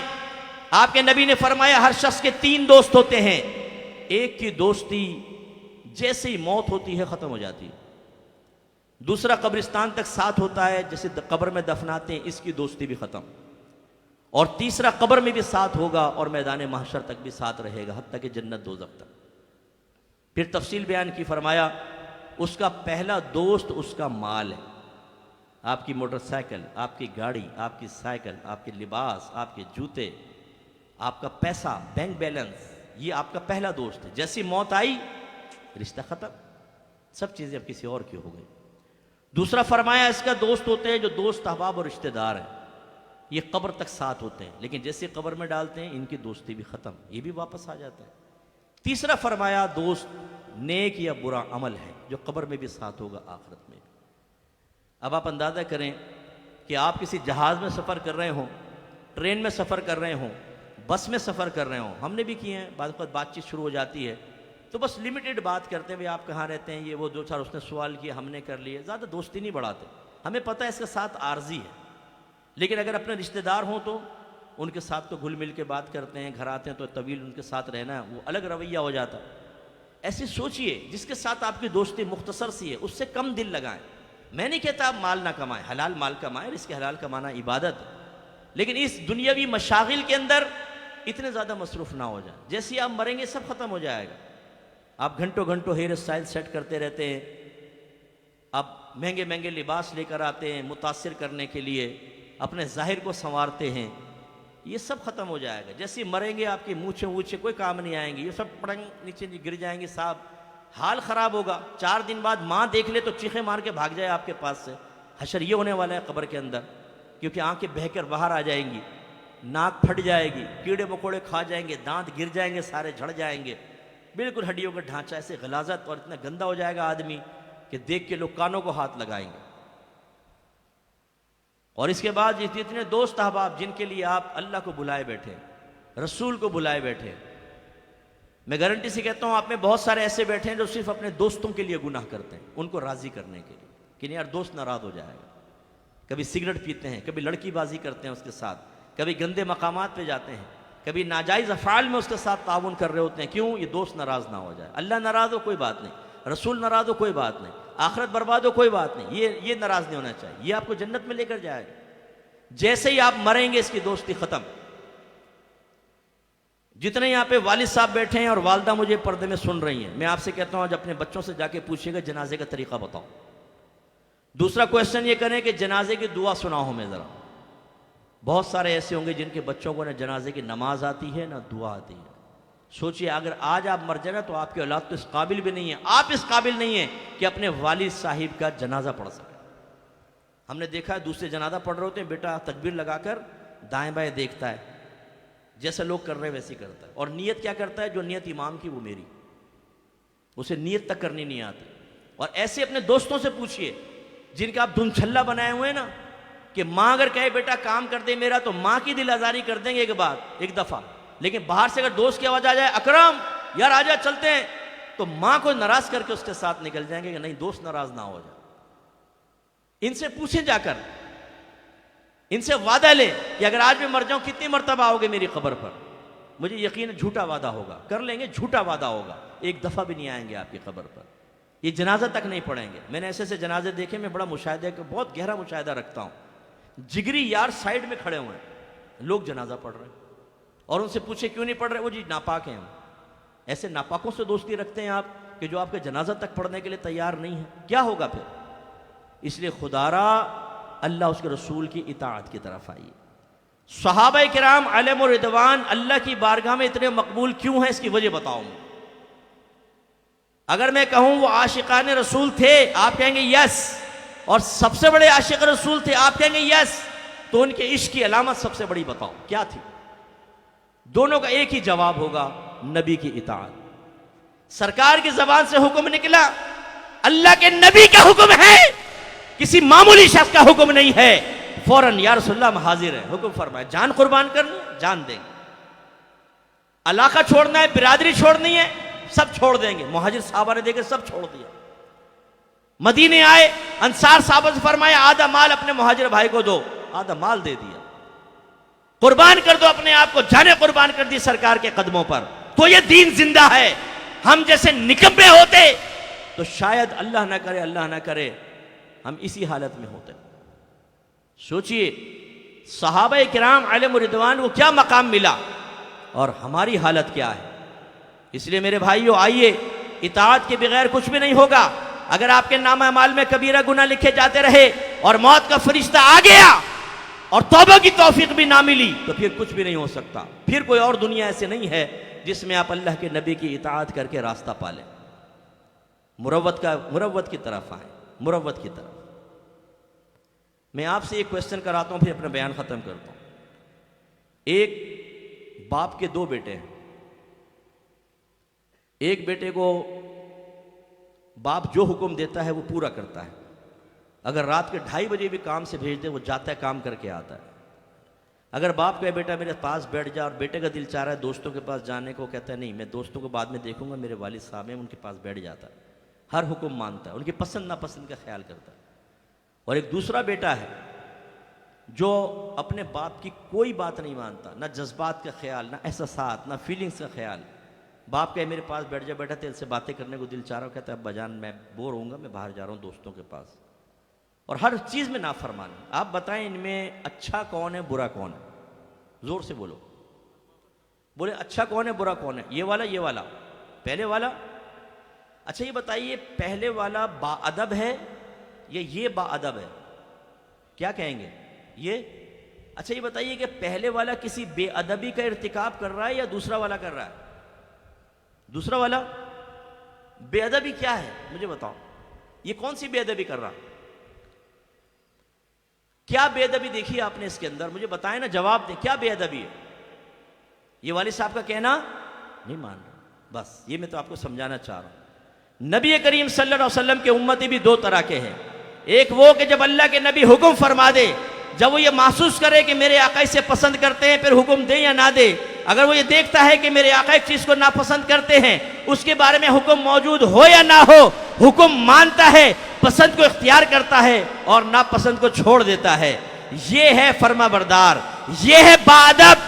اور جو نبی کریم صلی اللہ علیہ وسلم کے احکام کو سن کر پھر اپنے نفس سے سوال کرتا ہے, اپنی بیوی سے پوچھتا ہے, اپنے باپ سے پوچھتا ہے, اپنی ماں سے پوچھتا ہے, شیطان سے مشورہ کرتا ہے, دوستوں سے اور دنیا سے مشورہ کرتا ہے کہ مانو نہ مانو, اور اگر وہاں سے حکم آتا ہے کہ نہیں ماننا اور نہیں مانتا, تو پھر یہ بے ادب ہے کہ نہیں ہے, یہ گستاخ ہے یا نہیں ہے, یہ نافرمان ہے یا نہیں ہے. تو ہم کون ہیں اپنے بارے میں فیصلہ کریں؟ کیا کارٹون بنانا ہی بے ادبی ہے؟ کیا نبی کریم کو گالی بکنا ہی بے ادبی ہے؟ کیا اس میں بے ادبی کا کوئی پہلو نہیں؟ آپ نے خود ابھی کہا ہے کہ اللہ کے نبی ارشاد فرمانا, ہم کہنا نہ مانا, یہ کوئی بے ادبی نہیں ہے. اور ایسا بے ادب اور گستاخ آدمی ہو اور پھر یہ کہے کہ غلامی رسول میں موت بھی قبول ہے, جو ہونا عشق مصطفیٰ زندگی فضول ہے. اس سے بڑا ڈرامہ اور کیا ہوگا بھائی؟ بالکل ایسے جیسے یہ نافرمان بیٹا کہے کوئی بات نہ مانے, نہ پسند کا کوئی خیال نہ کرے, اور کہے کہ ابا جان آپ کے لیے تو جان قربان, مال قربان, بیوی بچہ قربان. باپ کہے گا بیٹا یہ قربانی اپنے پاس رکھ. کہنا مانتا نہیں ہے بڑے ایسا. تو ہم کیا کر رہے ہیں؟ کیوں نہیں اپنا احتساب کر سکتے؟ ایک نعت خان مجھے ملا. اب آپ کہو گے مفتی صاحب پھر نعت خانوں پہ آ گئے. بس ایک بتانا چاہ رہا ہوں تمہیں کہ اس کو ذرا دیکھو، ذرا غور کرو. مکے میں تھا اس رمضان، میں عمرہ کر کے باہر ہی بیٹھا تھا تو وہ آ گیا. تھوڑی تھوڑی اس کی داڑھی بڑھ گئی، ویسے داڑھی منڈا ہے، وہ ہے بڑا معروف. تو میں نے ایسے ہی وہ آ کے بیٹھا، دعا سلام کی، تو اس کے چہرے پہ میں نے ہار پھیرا. میں نے کہا یار اب بڑھا لو. اس کا جواب کیا تھا؟ کہنے لگا اسٹریٹ فارورڈ بات کروں؟ میں نے کہا کرو. کہنے لگا میری بیوی کو پسند نہیں ہے. سرکار کے نام کا کھا رہا ہے، بیوی کے قدموں میں لوٹ رہا ہے. سچی محبت ہے کہ نہیں بیوی سے؟ بتاؤ. اگر سرکار سے سچی محبت ہوتی تو بیوی کو کہتا کہ گھر میں رہنا ہے تجھے طلاق دوں، بتا. میرے آقا کی سنت کو ختم کرواتی. لیکن جب شوہر کا حال یہ ہوگا کہ جو نبی کے نام پہ کھا کے بے عزتیاں کر رہا ہے اور بے ادبیاں کر رہا ہے، وہ اپنے گھر والوں کو نبی کی اطاعت کیسے کروائے گا؟ مجھے بتاؤ ذرا. یہ میرا دکھ اور غم ہے ان لوگوں کی حرکتیں دیکھ دیکھ کے، جو ہے نا یہ پیشہ وروں کی. یہ مجھے اس لیے ان کے اوپر غصہ آتا ہے. آپ کو پاگل بناتے ہیں، بے وقوف بناتے ہیں. آپ میں کوئی سیٹ بیٹھا ہوگا نا تو یہ مصنوعی رو کے بھی دکھائیں گے. آپ فراق رسول ٹیڑھی آنکھ سے دیکھتے چودھری صاحب متوجہ ہیں کہ نہیں. اور چودھری صاحب نے کہا یار اس بیچارے کو عمرہ کروائے تو مر جائے گا بالکل ہی. تو بس وہ پورا ہو گیا. میں کلفٹن گیا، مشہور نعت خان، اتنا مشہور ہے کہ آپ بچہ بچہ جانتا ہے اس کا نام. جب بیان ختم ہوا میں جان لگا تو وہ جو میزبان تھا مجھے چھوڑنے کا، سیٹ تھا بہت بڑا، تو کہنے لگا، اپنے ایک دوست بھی ساتھ تھا، کہنے لگا یار ان کو دیکھو عمرے کا ٹکٹ مانگ رہا ہے مجھ سے. یعنی اس نے اتنی حقارت سے ذکر کیا، یقین کریں کہ میں زمین میں گڑ گیا. حالانکہ میرے سے تو نہیں کر رہا تھا نا، وہ میرے تو چھوڑنے تک گیا، ادب احترام اس نے کیا، سب کیا. لیکن اس نعت خان نے ہاتھ پھیلائے، مجھے عمرے کا ٹکٹ دے دو، عمرہ کرنے جانا ہے میں. اور وہ اتنی حقارت سے ذکر کیا، عمرے کا ٹکٹ مانگ رہا ہے. میرے بچوں، بس آخری بات، خدا را اس مصنوعی زندگی سے باہر آؤ. آپ اپنے نبی کا کہنا نہیں مانو گے، اس میں بہت بڑی بے ادبی کا پہلو ہے. آپ اپنی والدہ کا کہنا نہ مانو، کوئی آپ کو بادب نہیں کہے گا. اپنے والد کا کہنا نہ مانو، کوئی نہیں آپ کو بادب کہے گا. مسجد کے امام صاحب کام کہیں اور آپ اس کو ٹال دیں، کوئی آپ کو باادب نہیں کہے گا. آپ کا دنیاوی استاد اگر ٹیچر کالج یونیورسٹی وغیرہ کے اندر وہ آپ سے کوئی کام کہے آپ نہیں مانو، آپ کو بے ادب کہا جائے گا. گستاخ ہیں، بے ادب ہے، اس کو تمیز نہیں ہے. لیکن نبی کا کہنا نہ مانے تو ہم بدتمیز نہیں ہیں، ہم بے ادب نہیں ہیں، ہم غلطی کرنے والے نہیں ہیں. سوچئے تو صحیح ذرا. اور اس زندگی کے بعد پھر جب آخرت میں پہنچیں گے، کس منہ سے جا کر کہیں گے کہ اسألک الشفاعۃ یا رسول اللہ، اے اللہ کے رسول میری شفاعت فرمائیے. میدان محشر میں کس منہ کے ساتھ سرکار کے پاس پہنچیں گے؟ دیکھیں نا، آپ نے ایک دوست کی جڑیں کاٹی ہوں، لیگ پولنگ کی ہو، اس کے احسانات کے جواب میں آپ نے ہمیشہ غلط حرکتیں کی ہوں اور آپ کے دوست کو پتہ چل جائے، پھر وہ ایک جگہ جمع ہوں اور آپ کو وہ کان میں بتا دے کہ جتنی تم نے اس کے خلاف حرکتیں کی تھی نا سب پتہ چل گئی ہیں اس کو. تو اگر تھوڑی سی بھی مروت ہوگی نا تو آپ اس کے سامنے جاتے ہوئے زمین میں گڑ جائیں گے. یار میں جاؤں کیسے، اتنا محسن تھا میرا اور میں نے کتنی غلط حرکتیں کی. آپ ایسے دیکھیں گے، اللہ نہ کرے کہ آپ میں سے کوئی ایک ہو، میری خدا کی قسم تمنا نہیں، میں چاہتا ہوں اللہ آپ سب کو بلا حساب و کتاب داخل جنت کر دے. ہمیں آپ سے بڑا پیار ہے میرے بھائیوں اور میری بہنوں، ہمارا آپ کا بڑا احترام ہے ہمارے دل میں. ہم یہ چاہتے ہیں ہمارے بچے جنت میں جائیں، لیکن جو ہم کر رہے ہیں وہ بہت غلط کر رہے ہیں. ہم نے اپنے نبی کو، اللہ تعالیٰ کو، ان کے احکام کو اتنا سا کر دیا، ہماری نگاہوں میں اتنے سے ہو گئے. آج بیوی کچھ اٹھلا کر کہہ دے، اپنی زلفیں بکھیر کر، شوہر قربانی کے لیے تیار. بچے پاؤں میں لپٹ کے پاپا ڈیڈی کر کے کچھ کہیں، ہم ماننے کے لیے تیار. ہمارے دوست کہہ دیں، ماننے کے لیے تیار. آپ فیس بک کے اوپر چیٹ کرتے ہوئے جانتے نہیں ایک شخص کو کہ وہ حقیقتاً کیا ہے، لیکن تھوڑی سی دوستی وہ فرمائش کرے، اس کے لیے آپ تیار، اپنے وقت دینے کے لیے، قربانیاں دینے کے لیے. اللہ کے رسول جو ہمارے محسن ہیں، انہوں نے سب کچھ ہمیں دیا، ان کا کہنا ماننے کے لیے تیار نہیں. کچھ سوچے تو صحیح، کیا کر رہے ہیں آپ؟ اور جو گھر کے سرپرست ہیں، یاد رکھیں آپ سب کی گرفت ہے آخرت میں. آپ کے نبی نے فرمایا کلکم راعین وکلکم مسئول عن رعیتہ، تم میں سے ہر شخص نگہبان ہے، اس سے اس کے ماتحت کے بارے میں بروز قیامت سوال کیا جائے گا. پوچھا جائے گا آپ سے، اپنے بیوی بچوں کو کیا سکھایا تھا، کتنی ہماری اطاعت کروائی تھی، انہیں کتنا علم دین سکھایا، کتنا نیکی کا حکم کیا، کتنا برائی سے روکا. احتساب کے لیے تیار ہو جائیں. جو بعض کہتے ہیں نا بڑے مصعب، لائف اچھی ہو گئی ہے، کاروبار بھی اچھا چل رہا ہے، بیٹے بیٹیوں کی شادی ہو گئی ہے، سب اپنے اپنے گھر کے ہو گئے ہیں، اپنا مکان ہے، بڑا پرسکون زندگی ہے. پھر ہم جیسے بے سکونی پیدا کرنے والے آ جاتے ہیں کہ حضور یہ لائف آپ کی پرسکون نہیں ہے. اس سکون کے اندر جو طوفان چھپا ہوا ہے جو اللہ کا عذاب چھپا ہوا عنقریب آپ کو پتہ چلے گا۔ اس لیے میرے بچوں آخرت کو فراموش نہ کرو، اطاعت کی طرف آئیں۔ اطاعت کا سب سے پہلا اصول کیا ہوگا؟ علم دین سیکھیں، کیونکہ جب آپ علم دین سیکھیں گے تو آپ کو پتہ چلے گا کہ عقائد کے سلسلے میں کہاں کہاں اطاعت کرنی ہے، احکام شرع کے سلسلے میں کہاں کہاں کرنی ہے، کون کون سے اعمال گناہ ہیں ان کو چھوڑنے میں اطاعت کرنی ہے۔ سب سے پہلا علم دین ہوتا ہے۔ میرے آقا صلی اللہ علیہ وسلم نے اعلان نبوت فرمایا تو مستقل بنیادوں پر وحی نازل ہوتی رہی۔ وہ کیا تھا؟ علم۔ سرکار سکھاتے رہے قرآن کا علم، پھر اپنی طرف سے علم دیا، صحابہ کرام صاحب علم ہوئے، اس کی روشنی میں اپنا احتساب کیا تو وہ پاکیزہ ہو گئے، اور قیامت تک کے لیے اب بڑے سے بڑا ولی بھی ایک صحابی کے گھوڑے کے قدموں سے اڑنے والی گرد کے برابر بھی نہیں ہو سکتا۔ یاد رکھیں، بڑے سے بڑا ولی بشمول ہمارے غوث پاک رضی اللہ تعالیٰ عنہ۔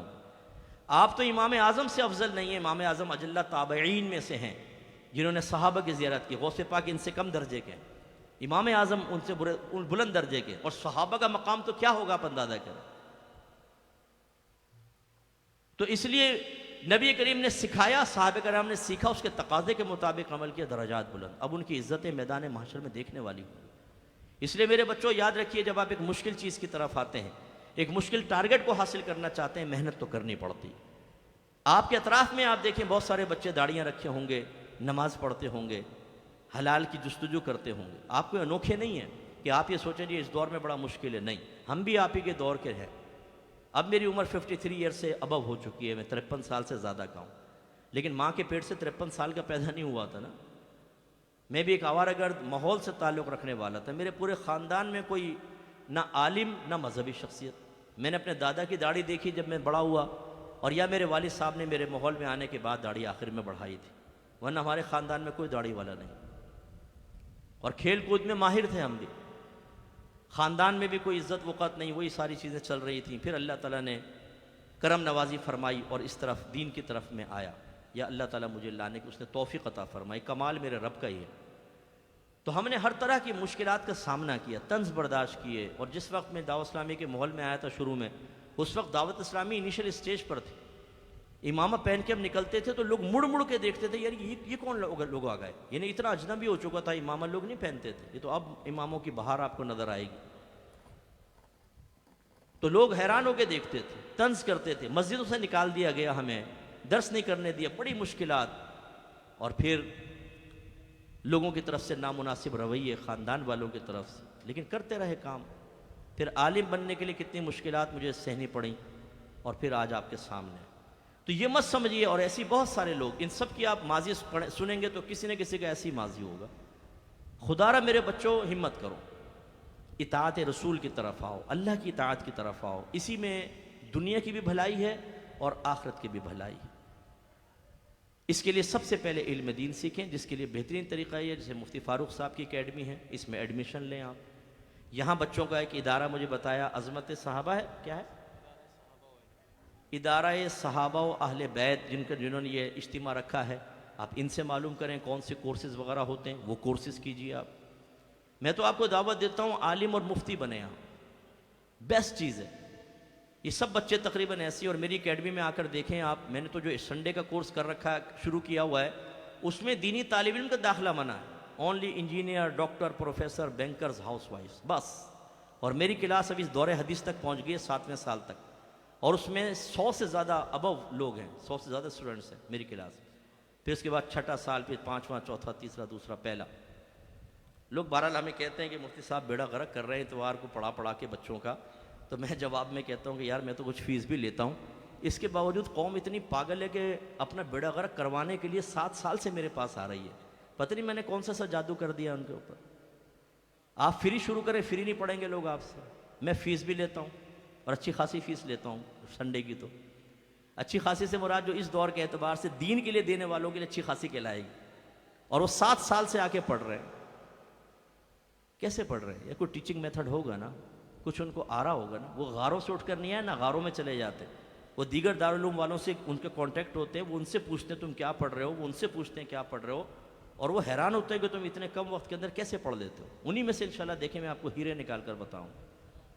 تو یہ میں آپ کو سمجھا رہا ہوں، آپ صرف نمازی بننے کے لیے سوچ رہے ہیں، آپ اطاعت رسول کی طرف آنے کے بارے میں سوچ رہے ہیں، آپ قرآن و حدیث کی تعلیم کے بارے میں بھی تذبذب میں ہیں، آپ آ کر تو دیکھیں کتنے لوگ اپنی آخرت اسی دور میں بہتر بنا رہے ہیں۔ اس لیے میرے بچوں، علم دین کی طرف آؤ۔ جب آپ یہاں پر آئیں گے تو انشاءاللہ عقائد کورس ہوگا، جس میں آپ کو پورے عقائد اسلام، عقائد اہل سنت، معمولات اہل سنت کی پوری تفصیل بیان ہوگی۔ عقیدہ ختم نبوت وغیرہ آپ کو بتایا جائے گا، جو کرنٹ ایشوز ہیں ان پر آپ کو انشاءاللہ اچھی طرح سمجھایا جائے گا ریفرنسز کے ساتھ۔ اس کے بعد احکام شرعیہ عملیہ ہوں گے، عبادات کا علم سیکھیں۔ آپ میں بہت سارے ایسے ہوں گے جنہوں نے نماز کبھی کسی عالم دین سے نہیں سیکھی ہوگی، یا کوئی نماز کی کتاب پڑھ کر نہیں سیکھی۔ مسجد میں آئے، ایک شخص کو دیکھا یوں تکبیر لگا رہا تھا، دوسرا یوں دیکھ کے لگا رہا تھا، ایک نے یوں کیا ہاتھ چھوڑا یہ، ایک نے یوں کیا سینہ نکالا یہ۔ آپ نے کہا یہ مختلف کرتب ہو رہے ہیں، پتہ نہیں کون سا سنت کے مطابق۔ آپ نے کہا سبھی چلے گا۔ ہمارے بچوں کو اسی لیے خلاف سنت نمازیں آتی ہیں۔ آپ میں سے بہت کم کو سنت کے مطابق نماز آتی ہوگی، جس نے دیکھ دیکھ کے سیکھی ہے نا، تو اسی طرح وہ کسی کو دیکھتے دیکھتے ہوگی۔ ایک دفعہ اپنی نماز کسی اچھے عالم دین کو آپ دکھا دیں ذرا پریکٹیکل کر کے، تاکہ اس کو سنت کے مطابق کر دیں۔ ایسی جو ہم پڑھتے ہیں ایک دفعہ چیک کروا دیں کسی قاری صاحب کو، آپ بہت غلطی نکلیں گی آپ کی، کیونکہ میں نے بالغان کا مدرسہ پڑھایا، اتنی غلط ہوتی ہیں کچھ امتحان، اور 25-25 سال 50-50 سال کے نمازیوں یہ آپ تو یہ عبادات جب آپ سیکھیں گے، اس کے کورسز ہوں گے، بڑا فائدہ ہوگا۔ میں ایک بات ہمیشہ ہر جگہ جا کے کہہ رہا ہوں، آپ سے بھی کہتا ہوں، آج گھر جائیں اور اپنی گھر کی خواتین سے پوچھیے گا یہ بتاؤ کپڑے پاک کرنے کا شرعی طریقہ کیا ہے۔ دوسرا کویسچن یہ کیجیے گا کہ تم کیسے کپڑے دھوتی ہو، ذرا یہ بتاؤ پاک ناپاک کو۔ اگر وہ یہ بتائیں، دو طریقے بتائیں گے، ایک تو بولیں گے ہم واشنگ مشین میں ڈال دیتے ہیں سارے کپڑے، پاؤڈر ڈالا پانی ڈالا چلا دیا۔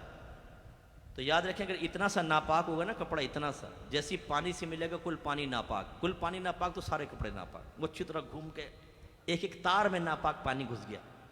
اس کے بعد وہ اکثر ایسی کرتی ہیں، نچوڑا اس کو نکالا، اسی میں دوسرے کپڑے اس ناپاک پانی میں، وہ ناپاک۔ پھر ایک ٹب لیا، اس میں پانی ڈالا، یہ کپڑے لے کے جھاگ نکالنے، اس میں ڈالا، یہ سائیڈ میں رکھا۔ اب اس میں ناپاک پانی تھا، جیسے ٹب کے پانی سے ملا وہ ناپاک، پھر اس کو پھینک دیا، نیا پانی لیا، وہ کپڑے ناپاک ہیں، جیسے اس میں ڈالیں گے پھر یہ ناپاک، اور آخر تک بالکل ناپاک۔ پھر دیکھا ڈیش کا کمال دیکھا، شوہر بھی کہتا ہے بڑا صاف ستھرا تو نے دھویا ماشاءاللہ۔ رسی پہ ڈالا، رسی ناپاک۔ بعض اوقات تو سامنے گزرتے ہوئے شوہر پہ کپڑے جھاڑ دیتی ہیں تو پھوار آتی ہے، کہتا ہے ہاں جیتی رہو آباد رہو، سر سے پاؤں تک ناپاک کر دیا، خوش رہو۔ وہ بدھو پھوار کھا کے نکل لیا۔ اب یہ کپڑے وہ کرتی ہیں استری، سوکھ گئے استری کر دی، ناپاک کپڑے پہن کے جمعہ پڑھ رہا ہوتا ہے، نماز پڑھ رہا ہوتا ہے، اور اگر کسی خدا نہ خواستہ عالم کے گھر میں ایسی جاہلہ ہو تو نماز سب کی برباد۔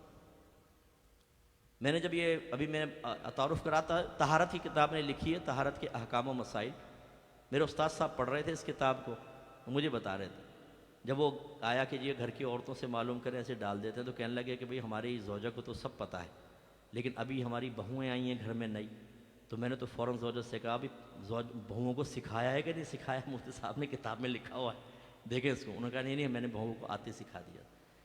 سیکھنے سکھانے سے ہوتا ہے نا۔ ہمارے گھر کی ماسی کو پتہ ہے سارے کپڑے دھونے کے بعد ایک دفعہ ان کو کیسے پانی سے نکالنا، حالانکہ ہم پاک کر کے ڈالتے ہیں، ہم نہیں ناپاک ڈالتے، لیکن اس کو بالٹی سسٹم سے مکمل پاک کرنا آتا ہے، پھر اس کے بعد وہ سارے کپڑوں کو نکال کے پھر وہ کلیئر پاک کر کے ڈالتے ہیں۔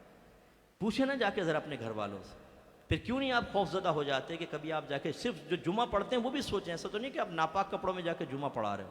پوچھیں اپنے گھر کی بہنوں سے، اور بہت سارے مسائل یہ سب آپ کو سیکھنے کو ملیں گے۔ ابھی تفصیل کا ٹائم نہیں ہے تو میں آپ کو صرف اشارہ کر رہا ہوں۔ اس کے بعد تیسری چیز گناہوں کی معرفت، صغیرہ کبیرہ ظاہری بات نہیں، گناہ آپ ایک دفعہ سیکھ کر دیکھیں۔ خدا کی قسم میں جو مشاہدہ کرتا ہوں، ہمارے گھروں میں رہنے والی خواتین دن میں اتنے بڑے بڑے کبیرہ گناہ کر رہی ہوتی ہیں، کچھ انتہا نہیں۔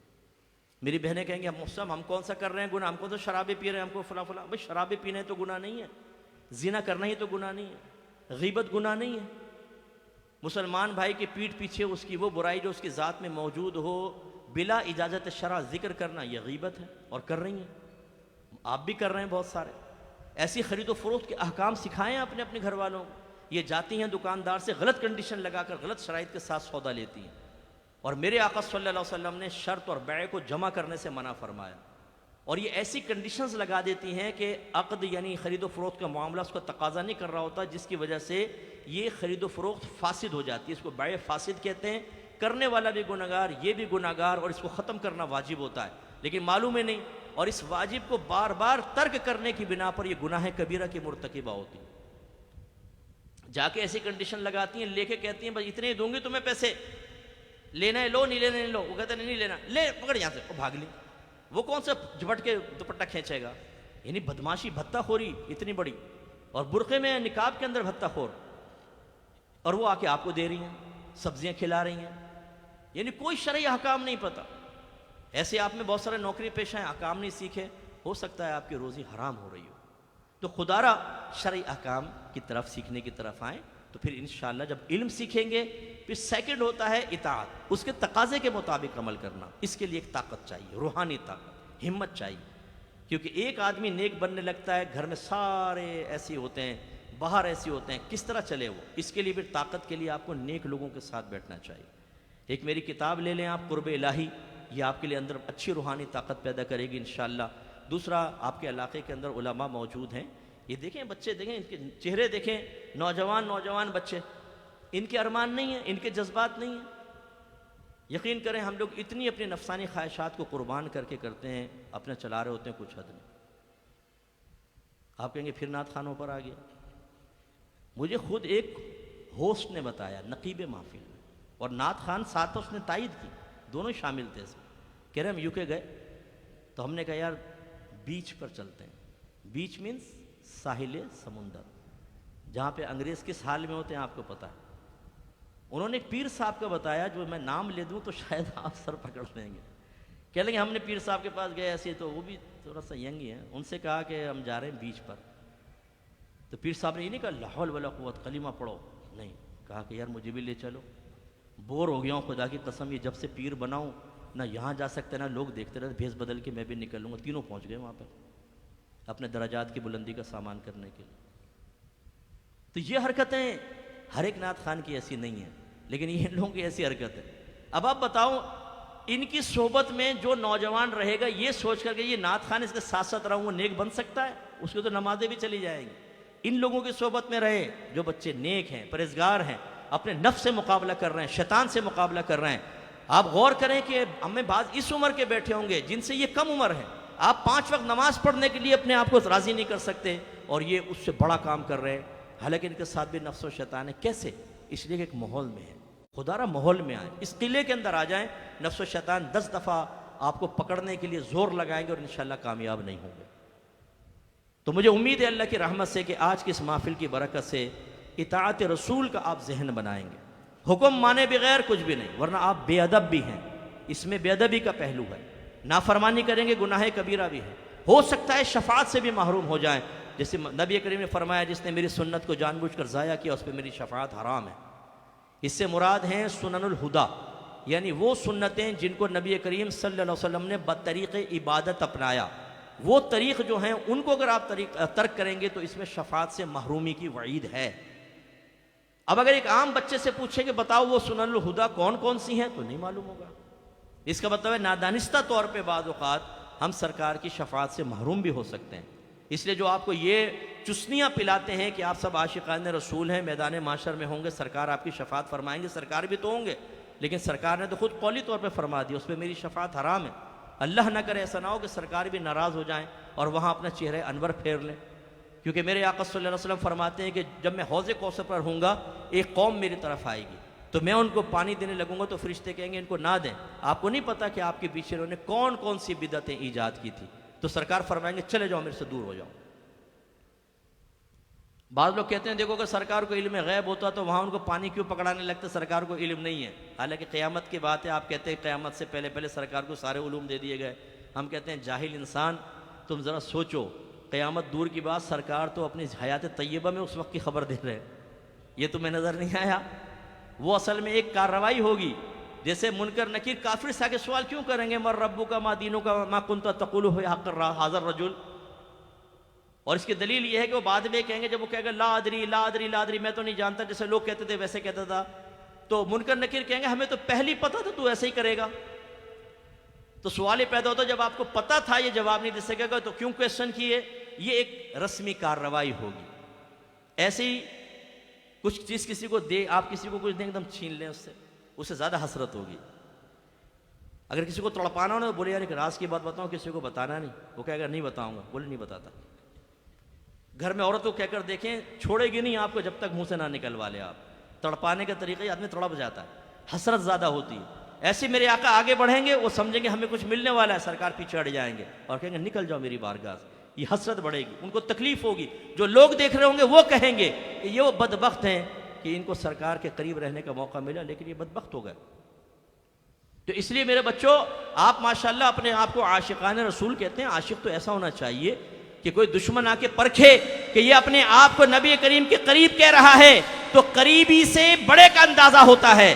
اگر ایک خاندان کا بچہ نیک ہو، پرہیزگار ہو، متقی ہو، کبھی کسی غلط حرکت میں نہ ہو تو لوگ کہتے ہیں یہ بہت اچھے خاندان کا ہے، ہم نے کبھی اس میں غلط حرکت نہیں دیکھی. کہتے نہیں کہتے؟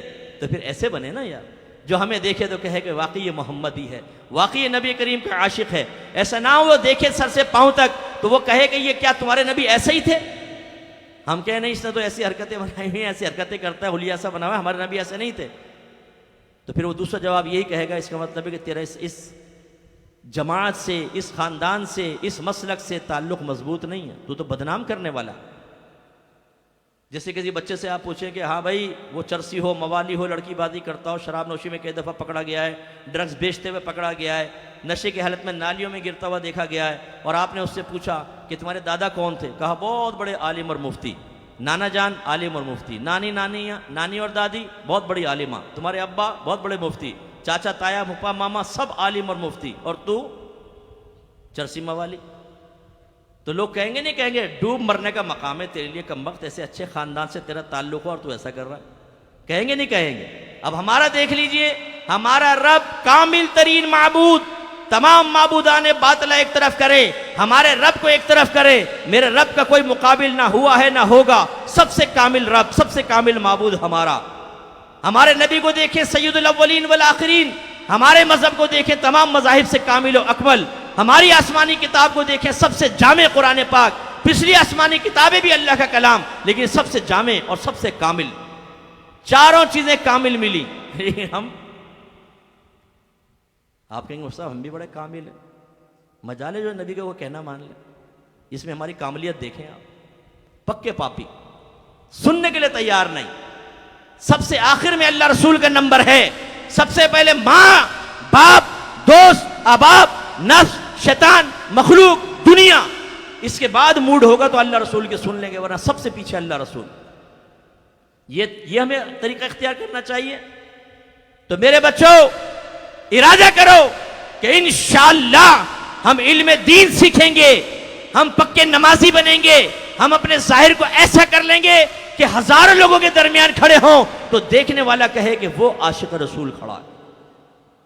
ہمارا ظاہری حلیہ ایسا ہوگا کہ جو ہمیں دیکھے گا انشاءاللہ متاثر ہو کر اس کو خدا یاد آ جائے گا.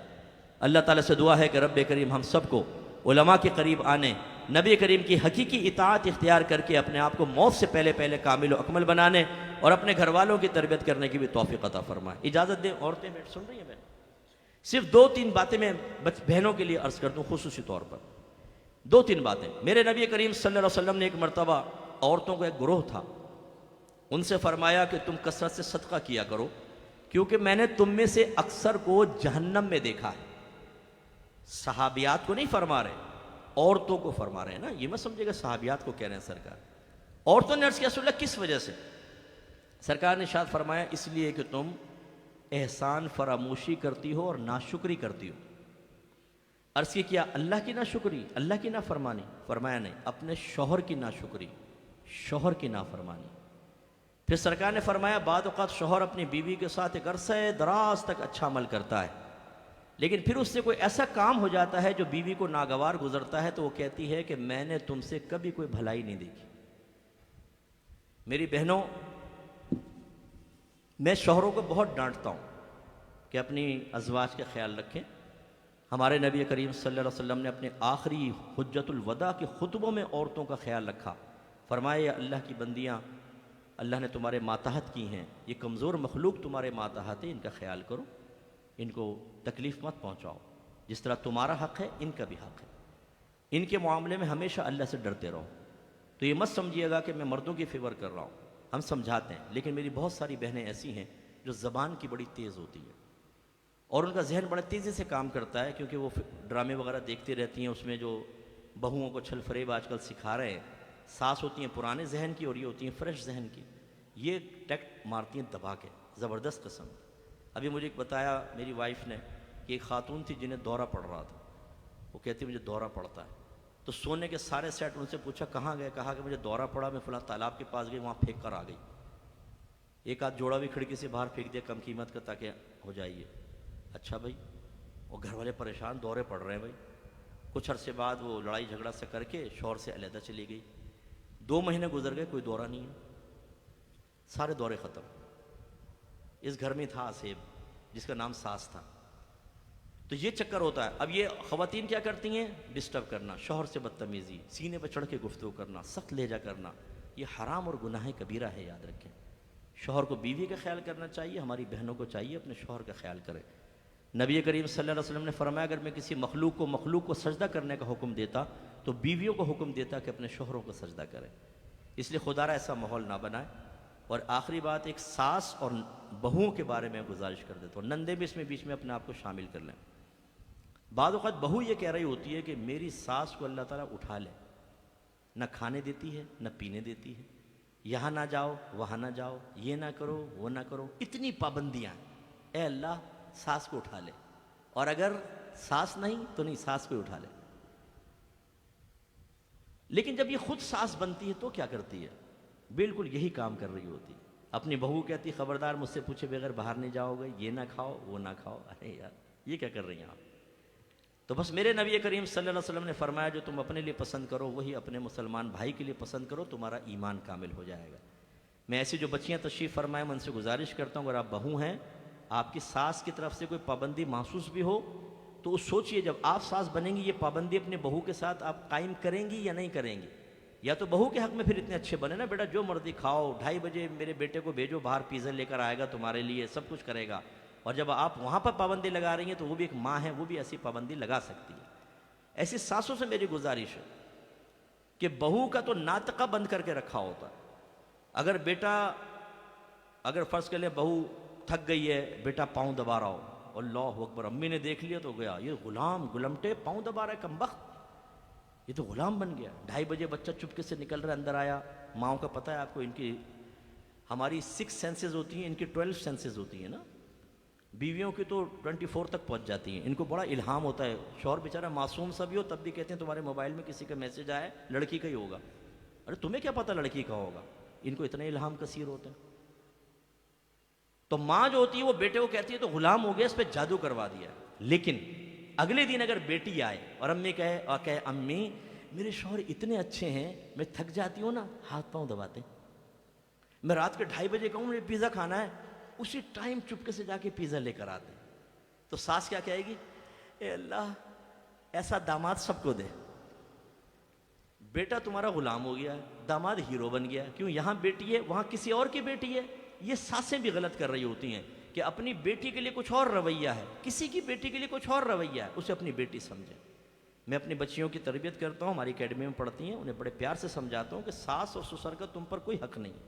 یہ میں نے اپنی زوجہ کو کچھ ہی دن میں بتا دیا تھا، وہ ماشاءاللہ عالم ہے، وہ بھی اس ٹائم تو نہیں تھی، میں نے کہا میرے والدین کو تم پر کوئی حق نہیں ہے، لیکن اگر تم خدمت کرو گی، کہنا مانو گے اپنا ماں باپ سمجھ کر تو میرا دل خوش ہوگا، میں دعا دوں گا تمہیں، اور کیا دے سکتا ہوں۔ تو میری بیوی نے بڑی خدمت کی، میرے والد کی بھی، والدہ بڑی دعائیں لی۔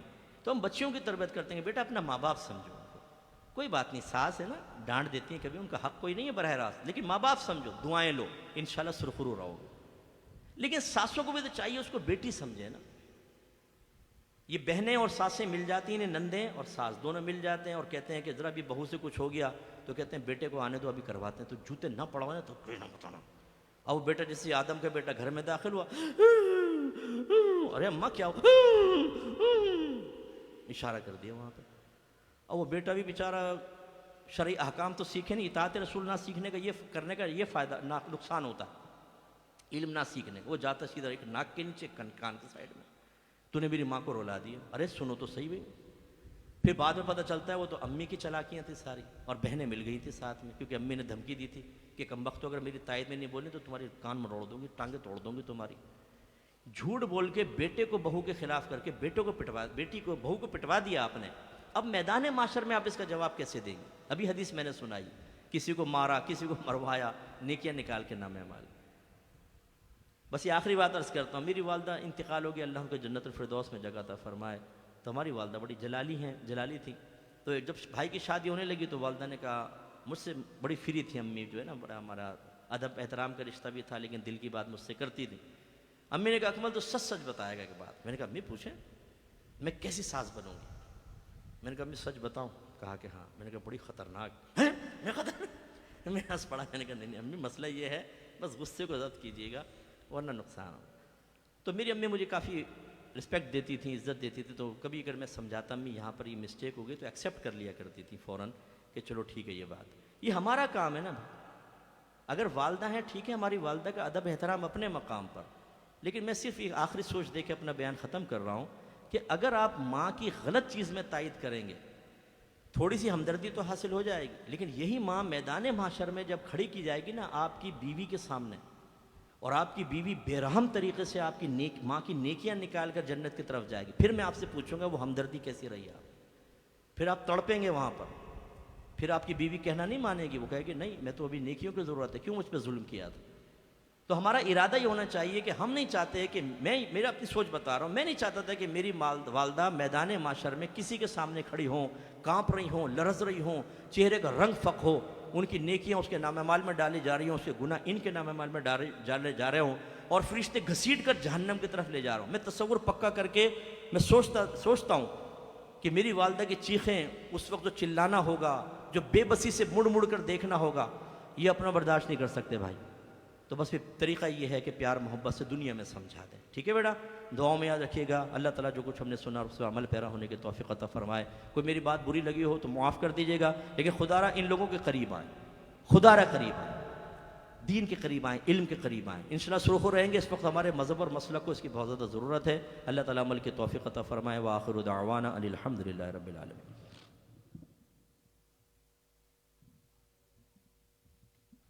بہت ہی مدبرانہ اور مفکرانہ انداز سے واعظ و نصیحت فرما رہے تھے حضرت استاذ العلماء زینت الفقہا فخر الفقہا پیر طریقت رہبر شریعت مفتی محمد اکمل مدنی حفظہ اللہ. الحمدللہ اورنگی ٹاؤن میں مختلف جامعات اور مختلف علم دین کی تشہیر اور اشاعت کے ادارے خدمات دینیہ سر انجام دے رہے ہیں. اورنگی ٹاؤن کی مرکزی جامع مسجد غوث الاعظم, جس کے امام و خطیب مفتی محمد فاروق مدنی زیدہ مجدہ ابھی یہاں جلوہ افروز تھے. آپ ان کی زیارت بھی کر رہے تھے, مفتی صاحب کے برابر میں ہی وہ بیٹھے ہوئے تھے. جامعہ غوث الاعظم الحمدللہ مفتی صاحب نے بھائیوں کے لیے اور بہنوں کے لیے الحمدللہ قائم کر دیا ہے. صبح میں جامع مسجد غوث الاعظم سے متصل ہی اسلامی بہنوں کا جامعہ ہے, جہاں الحمدللہ 9 سے لے کر 11:30 بجے تک درس نظامی کی کلاسز ہو رہی ہیں, اور بہت سی اسلامی بہنیں الحمدللہ علم دین کے نور سے منور ہو رہی ہیں. پھر جامعہ غوث الاعظم میں رات میں الحمدللہ اسلامی بھائیوں کا بھی درس نظامی ہو رہا ہے, جہاں بہت سے طلباء بحمدللہ قرآن و سنت کا نور مفتی محمد فاروق مدنی زیدہ مجدہ کی صحبت میں حاضر ہو کر حاصل کر رہے ہیں. تو آپ میں سے بھی اگر کوئی درس نظامی کرنا چاہے یا میری کوئی بہن درس نظامی کرنا چاہے تو وہ جامع مسجد غوث الاعظم سے یہ ساری معلومات لے کر جامعہ میں ایڈمیشن لے سکتے ہیں. اس کے علاوہ جس کو جو سہولت ہو, آپ کے قریب اگر دعوت اسلامی کی کوئی جامعہ ہیں یا کسی اور عالم سنی کی کوئی جامعہ ہیں تو آپ وہاں ایڈمیشن لیں اور علم دین حاصل کریں, پھر اطاعت رسول صلی اللہ تعالیٰ علیہ وسلم کی طرف آئیں.